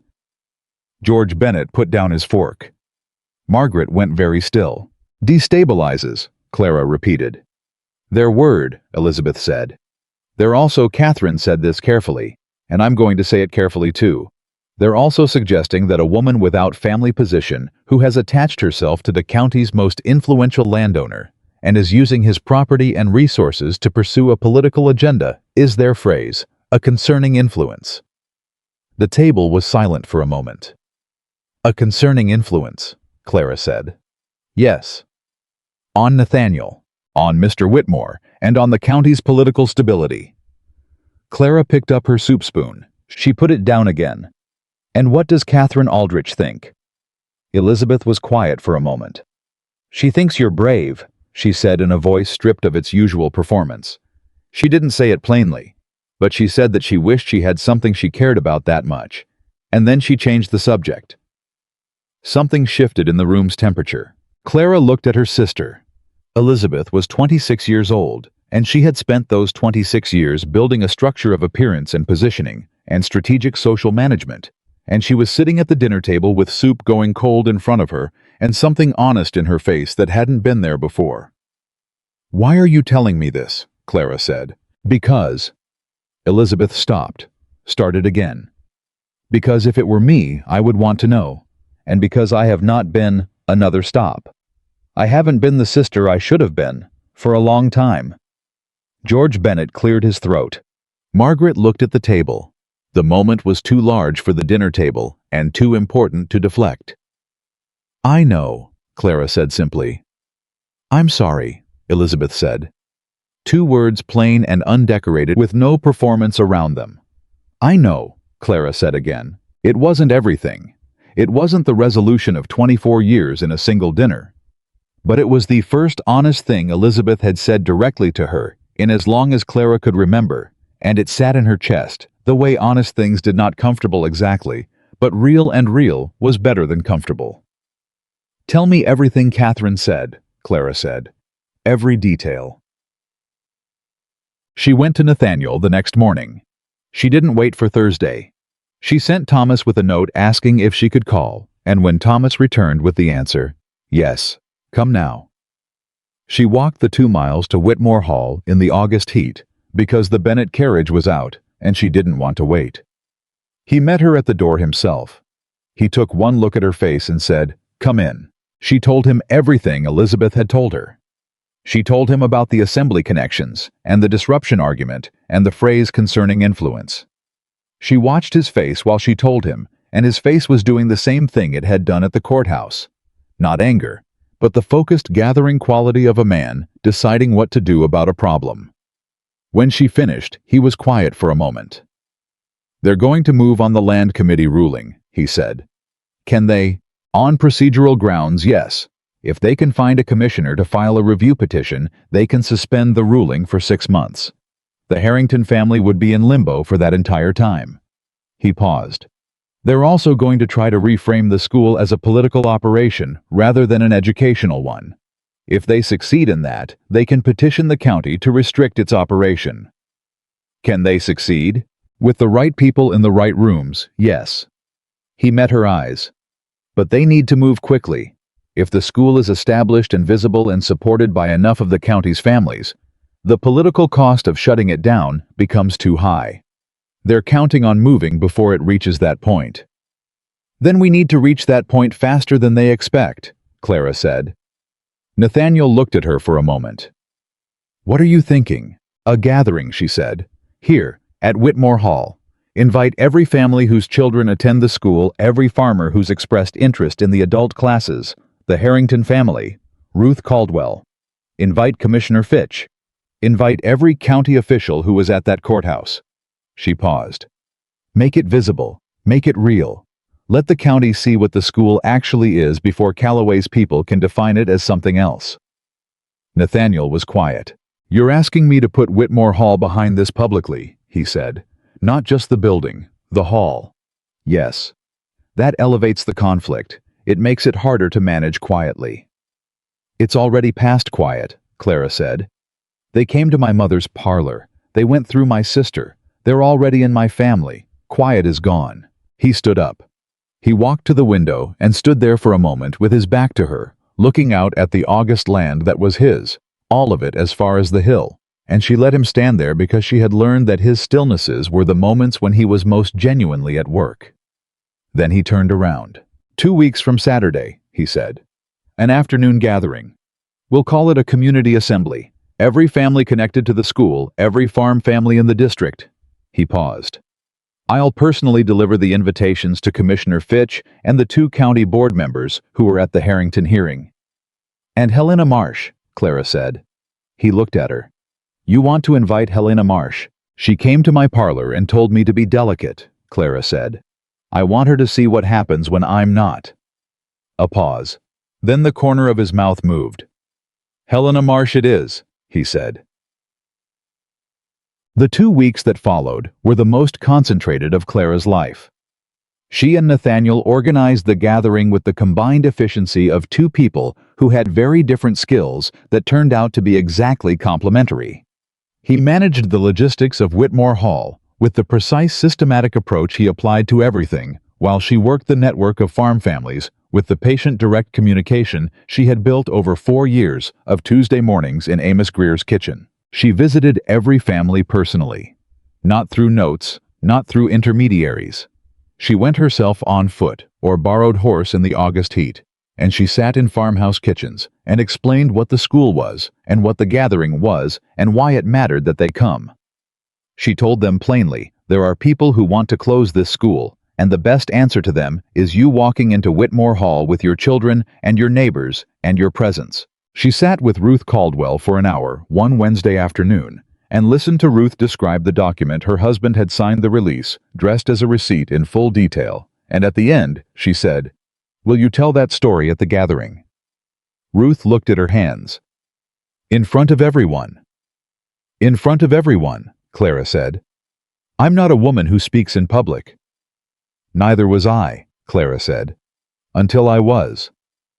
Ruth was quiet for a long moment. "All right," she said. The night before the gathering. Nathaniel came to the Bennett house, not on Thursday, on a Friday evening later than he usually called, and when Thomas showed him in, Clara could see immediately that something had happened. "Callaway has filed a review petition," he said. "Commissioner Aldrich, not Fitch, a different commissioner in the adjacent district, has agreed to accept it. The Harrington ruling is suspended pending a full review board hearing." Clara sat down. "When the petition was filed this morning, The review board meets in 6 weeks. He sat across from her. Thomas Harrington has been informed. He took it the way you'd expect. Quietly, Clara said. Very quietly. She pressed her hands together. 6 weeks. The Harrington family in limbo for 6 weeks. The North Quarter in dispute again, the work of the courthouse mourning undone by a petition filed by people who had the connections to file it. And the school, she said. No action yet. But Calloway's lawyer has sent a letter to the county board suggesting a review of the building's permitted use. He met her eyes. They're moving on both fronts at once. They want us responding to one while they advance on the other. Clara was quiet for a moment. She was doing the thing she did when the feeling was too large, pressing it down, folding it, finding the solid ground beneath it. Then tomorrow matters more than we planned for, she said. Yes. And the gathering can't just be a show of community support. It needs to be a record. She sat forward. Every family who attends, we take their names, their farms, their connection to the school. We document it. Because if Calloway's people try to characterize the school as a disruption, we have a document showing which families of this county call it a community institution. Nathaniel looked at her. You've been thinking about this. I've been thinking about Ruth Caldwell's husband signing a document he couldn't read, Clara said. I've been thinking about the fact that the people who want to close this school are counting on the rest of the county not being organized enough to push back. They're counting on us being unprepared. And we're not going to be. We're not going to be, she said. He looked at her for a long moment. The lamp between them cast a warm, steady light, and outside the August night was cooling toward something that felt almost like September, and Clara felt the particular quality of a moment that would be significant. When she looked back on it, she could feel its weight, even while she was inside it, which was rare. Clara, he said. Yes. I need to say something that isn't about Calloway, or the school, or the gathering. She looked at him. I know the timing is, I know there's a great deal happening, he said. And I know you value directness, so I'm going to be direct. He paused. I would like to marry you. Not as a strategy. Not as protection from the Calloway situation. Not because it would be advantageous for the school's political standing, though it would be. He held her gaze. Because I would like to spend the rest of my life having conversations with you. Because I come home to Whitmore Hall after I've been in your company, and the house feels less empty than it did before. Because you are the first person in 3 years who has treated me like a man and not a name. And because I think we could build something together, the school and the land, and a life that neither of us could build as well alone. The room was very still. Clara looked at him. She looked at his face, the face she had been learning in layers for 2 months. The weathered steadiness of it, the precision and the unexpected warmth, and the controlled expression that was not always quite controlled enough. She thought about the gate. She thought about Tuesday mornings in Amos Greer's kitchen, and the natural history book, and wild bergamot, and Patience reading plant names, and the courthouse steps, and her mother saying, "All right," in the quiet voice that had nothing left to manage. She thought about a woman who had spent 24 years waiting to be seen by the people who were supposed to see her. She thought about the moment she had stopped waiting and started walking forward, and what had been there when she arrived. I have conditions, she said. Something moved through his face. Relief, she thought, though it moved too fast to be certain. Tell me. The school remains mine. The teaching, the decisions, the curriculum mine. Agreed. I continue the adult classes regardless of what Calloway's people file or petition or threaten. Agreed. I keep my own correspondence, and I manage my own affairs, and I am not managed. I wouldn't know how to manage you, he said. I've tried to imagine it, and I can't. Clara looked at him. One more. Yes. When you make decisions that affect the school or the farm families connected to it, you consult me. Not inform me. Consult me. Before the decision is made. Nathaniel held her gaze. You have my word, she breathed. Then yes, she said. He didn't move immediately. He sat with it the way he sat with everything, taking it in fully before responding, letting it be real. Yes, he said. Not loud, not performed. just the word placed carefully between them like something that would last. Outside, her mother's footsteps were moving down the hallway, and there was the familiar sound of Thomas carrying something in the kitchen, and the ordinary sounds of the Bennett house going about its Friday evening. And Clara sat in the lamplight across from a man she was going to marry, and felt the peculiar, enormous simplicity of a decision that had been the right one. Her mother knocked on the parlor door, and opened it, and took in the scene Nathaniel sitting forward in his chair. Clara's face, the quality of the silence between them and Margaret Bennett, who had spent 50 years managing rooms and people and outcomes, stood in the doorway and said nothing for a full 4 seconds. Then she said very quietly, "Shall I bring more tea?" "Please," Clara said. And Margaret went to bring tea, and outside. The August night moved toward September, and tomorrow the gathering would happen, and Calloway would not have expected them to be ready, and they were ready, and Clara held this truth in her chest, alongside the other truth, the one about the word yes, and the man across from her, and the life that was becoming visible just past the edge of what she could currently see, and both of them were true at the same time, and she had room for both. She had room for a great deal now, more than she'd thought, more than anyone in her family's house had given her credit for, more than she had sometimes in the long, quiet years before the gate and the lantern and the man who listened when she spoke, given herself.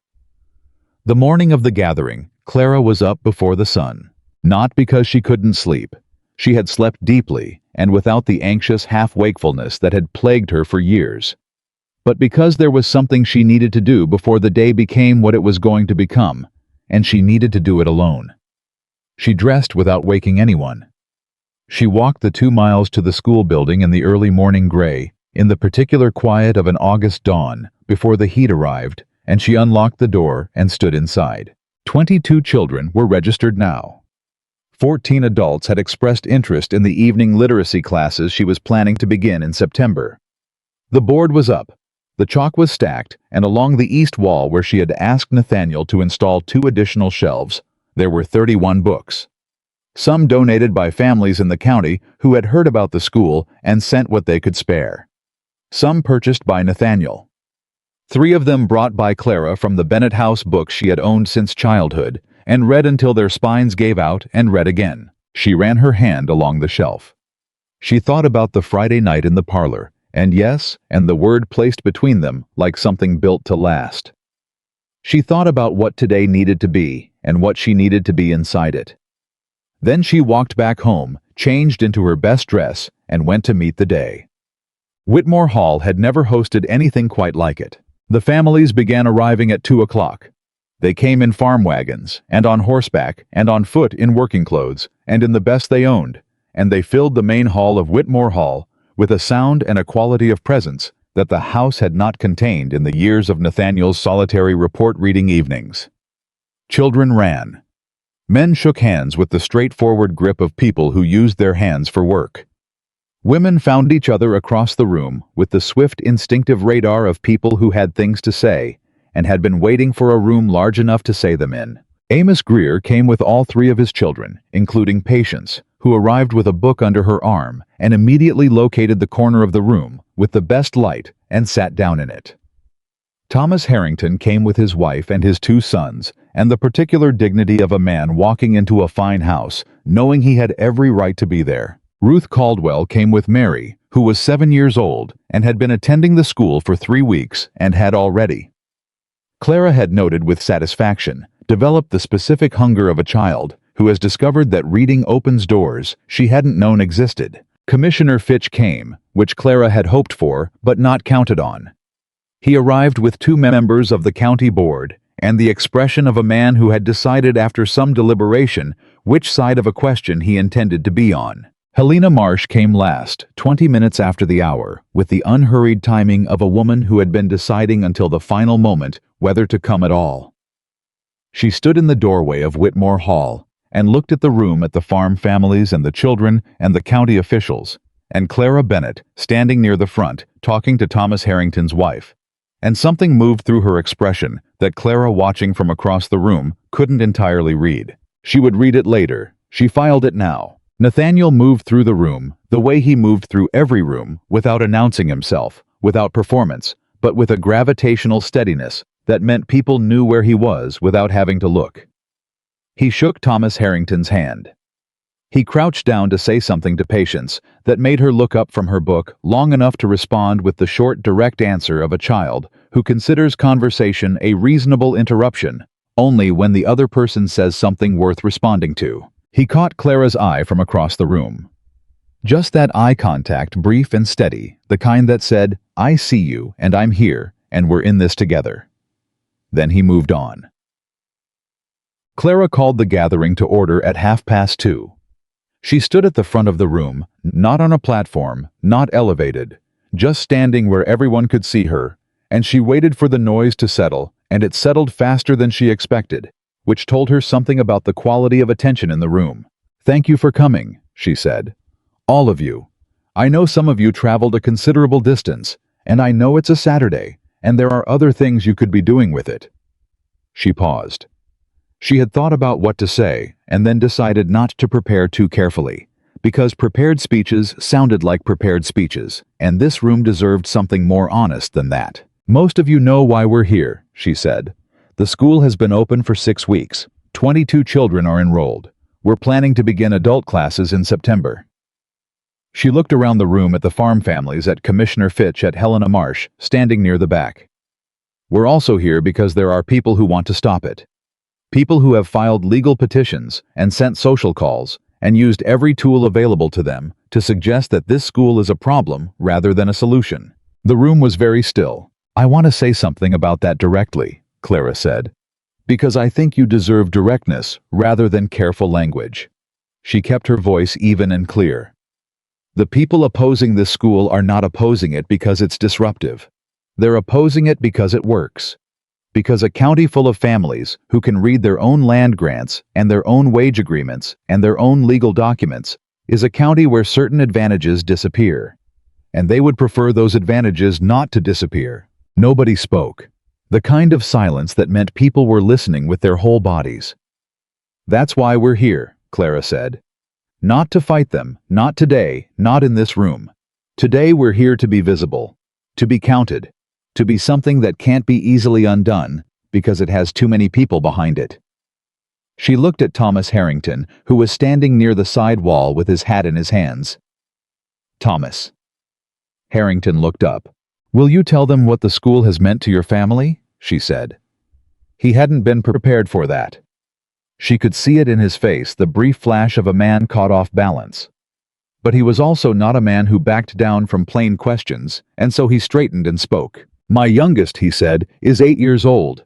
She started at the school 3 weeks ago. 2 days ago she read me a letter. It was a letter from my wife's brother in Kentucky, been sitting on the table for 2 months, because neither of us could make out more than every third word." He paused. "She read the whole thing. Took about 15 minutes. She read it twice because I asked her to." He stopped again. His jaw tightened slightly, the tightening of a man managing something. "My brother-in-law has been ill. The letter said so. We didn't know until she read it." The room received this quietly. "We'll be going to Kentucky in the fall," Harrington said, "because my daughter can read." Clara let that sit for a moment. Let it settle into the room the way things settled when they were true. Then she said, "Ruth." Ruth Caldwell had been standing near the left side of the room, with Mary tucked against her side, and when Clara said her name, she stood very still for a moment. Clara watched her take a breath, one deliberate breath, the breath of a woman who had decided and was simply executing the decision, and then she stepped forward. She told her story, without embellishment and without apology. She told it the way she had told it at the courthouse, plainly and in order. Her husband the document, the release disguised as a receipt, the 4 months of wages they would never see. She told it in a room full of farm families, many of whose husbands and fathers had signed documents they couldn't read, and the quality of recognition in the room was something Clara could feel, a tightening, a collective breath held. "I sent my daughter to this school," Ruth said at the end, "because I don't want her to be in that position. I don't want her to have to trust somebody else to tell her what the paper says." She looked down at Mary, who was looking up at her with the straightforward gravity of a 7-year-old, who understood that this moment was important without fully understanding why. "She's been there 3 weeks. She's already reading. and she is not going to sign anything she can't read, not ever. The room moved. It moved in the way rooms moved when something true was said loudly enough to reach everyone in them, a collective shift, physical and emotional at once. People turned to each other. Men who hadn't been planning to say anything leaned toward their wives. Women who had been holding themselves carefully began to let the careful posture go. Commissioner Fitch cleared his throat. "Miss Bennett," he said from his position near the right side. "I'd like to say something if I may." Clara looked at him. "Please." Fitch was a man who weighed his words the way a careful merchant weighed goods, precisely with an eye toward the cost of imprecision.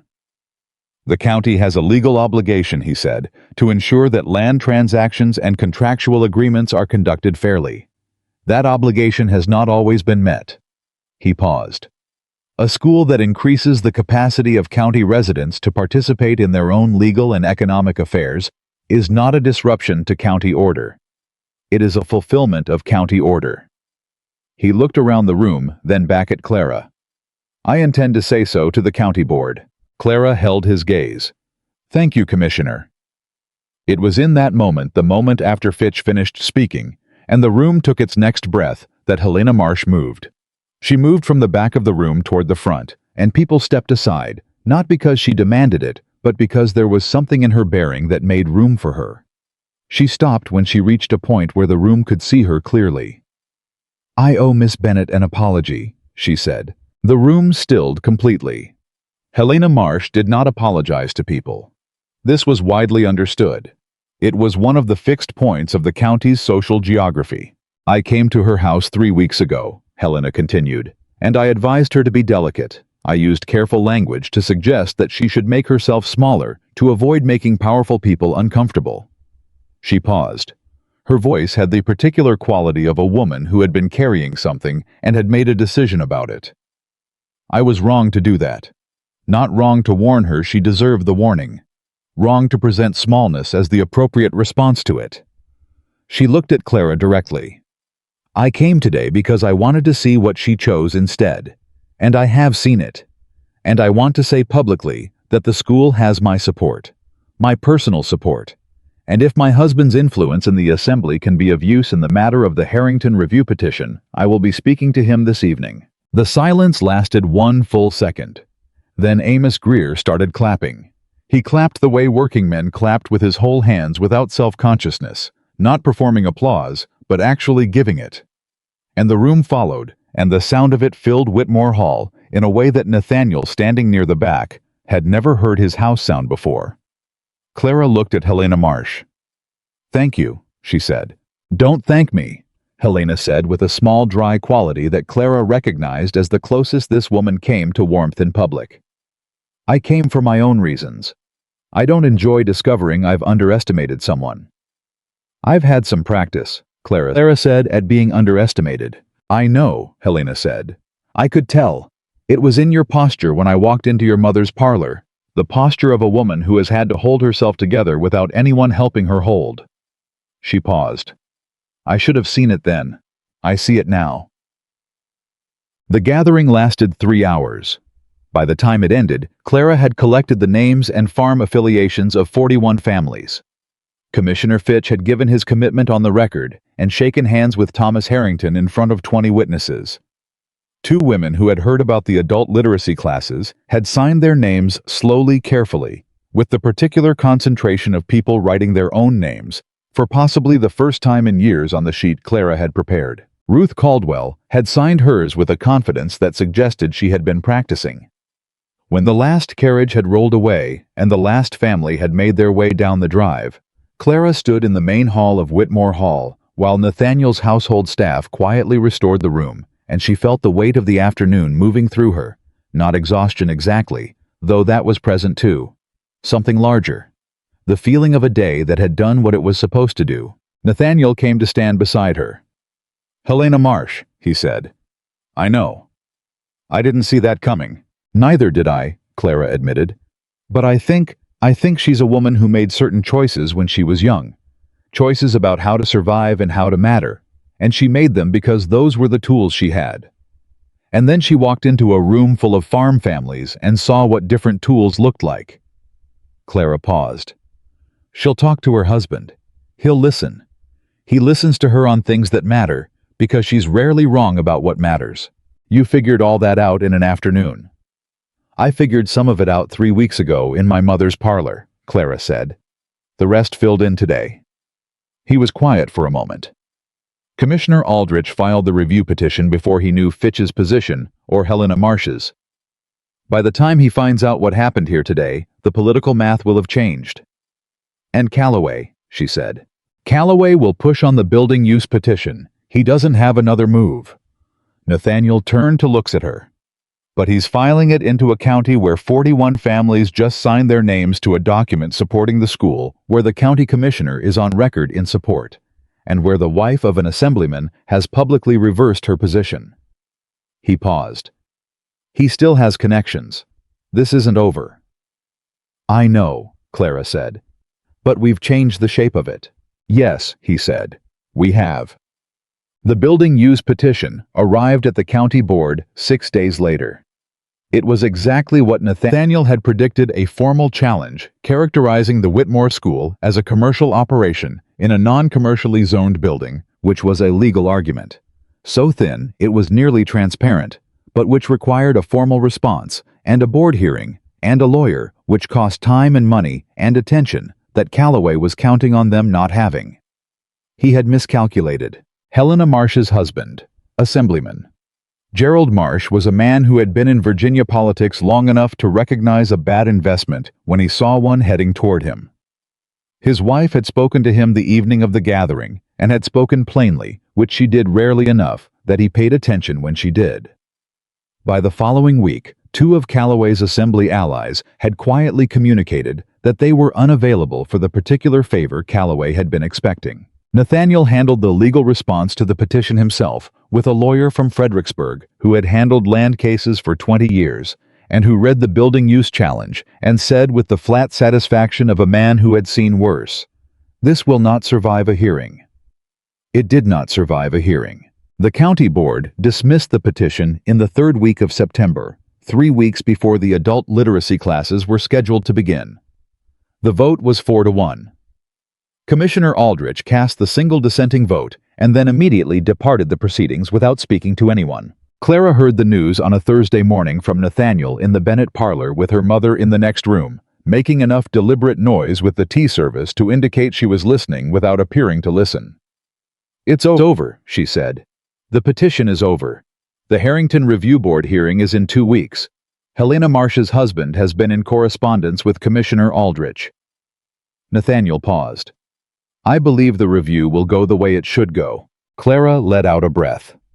Not a dramatic breath, just the breath of someone who has been holding something for a long time and has set it down.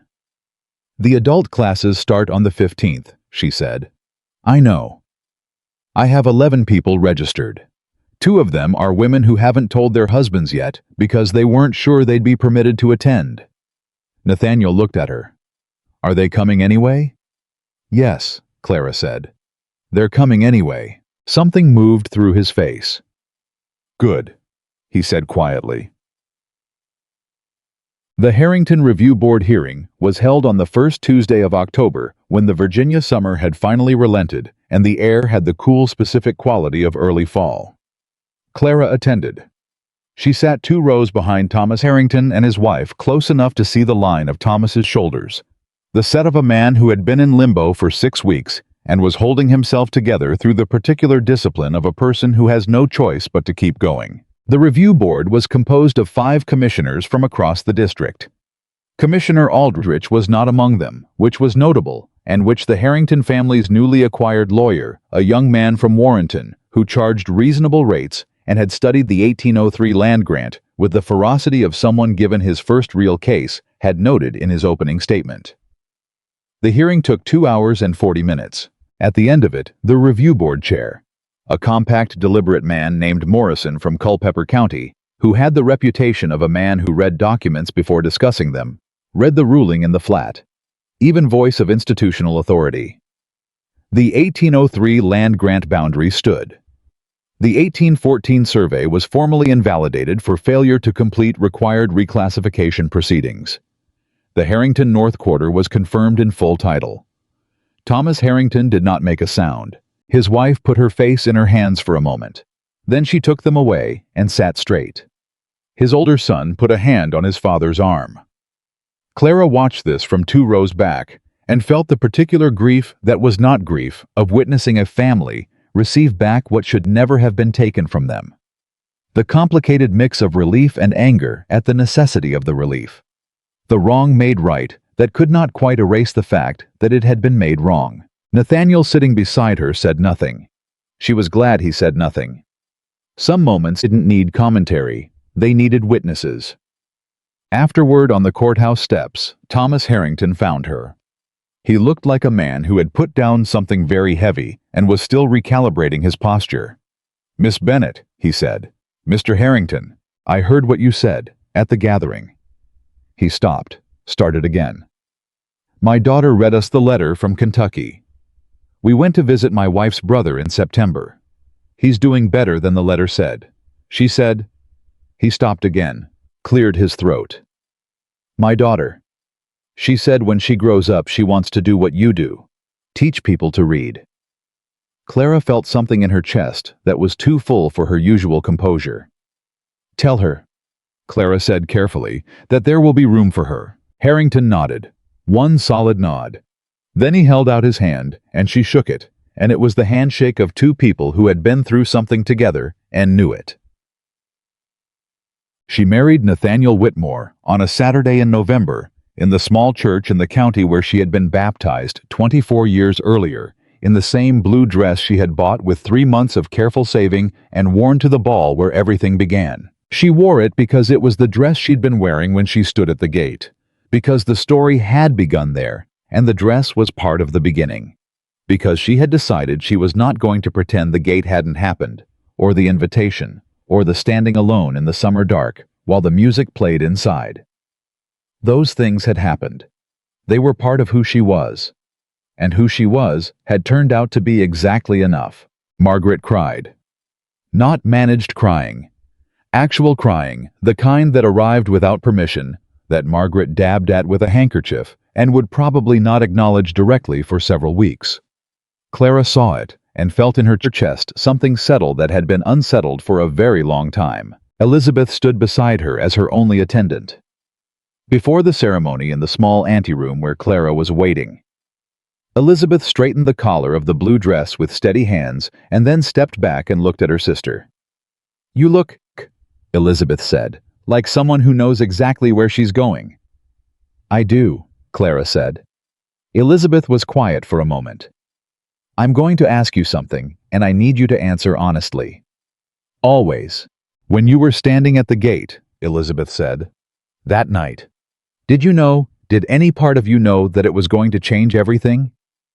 Clara thought about it honestly, the way she'd been thinking about things for years, but had only recently been asked to do out loud. "No," she said.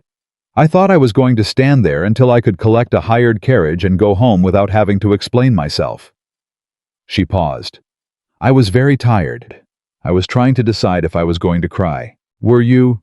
"I decided against it." Elizabeth almost smiled. Not the managed social smile, the real one, the one Clara had seen maybe a dozen times in her life. "That sounds exactly like you." "Yes," Clara said. "It does."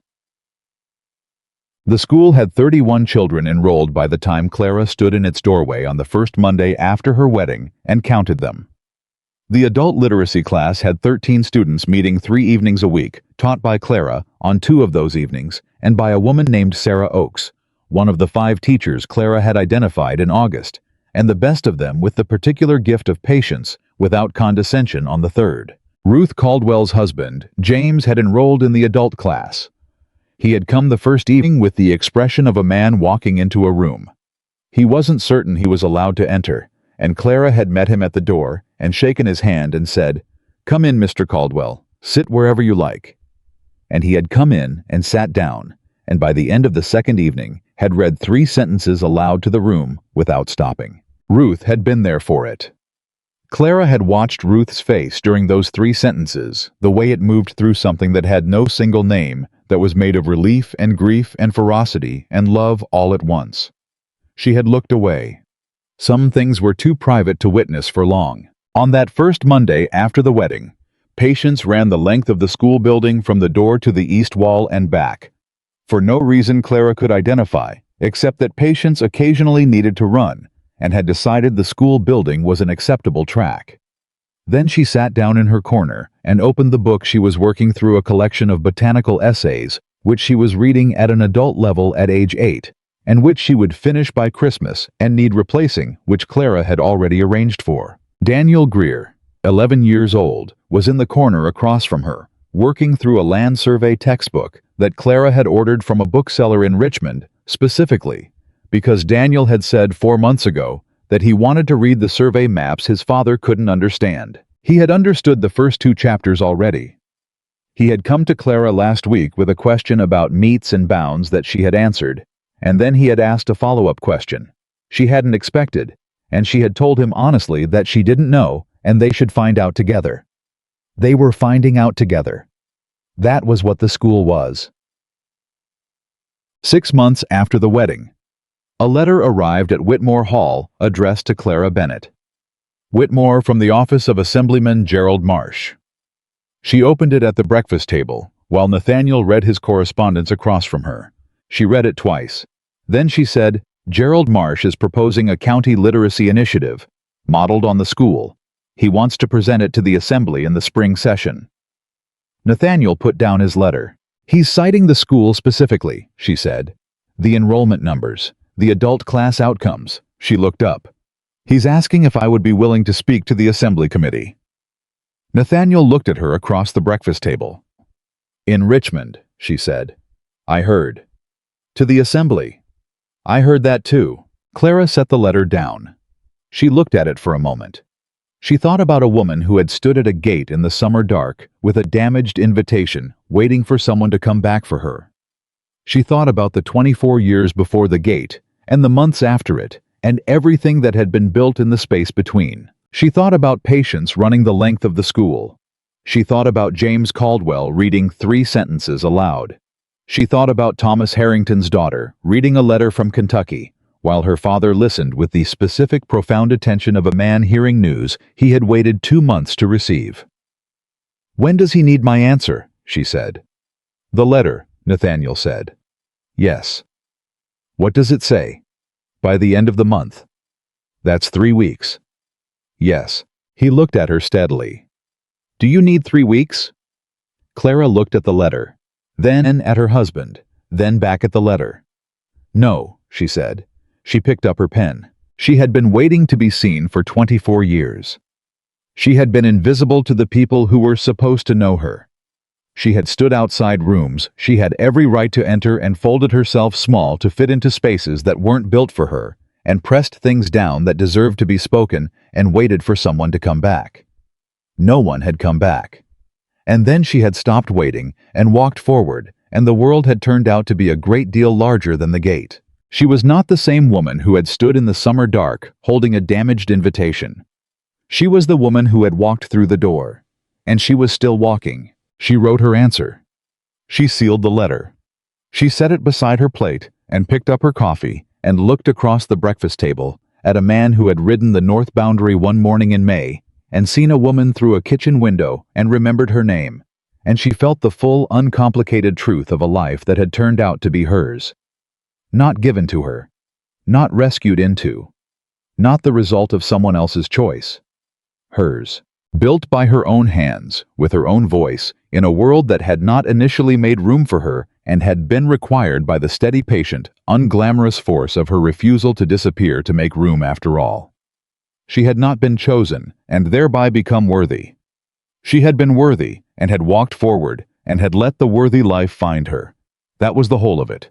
That was all. And it was without question enough.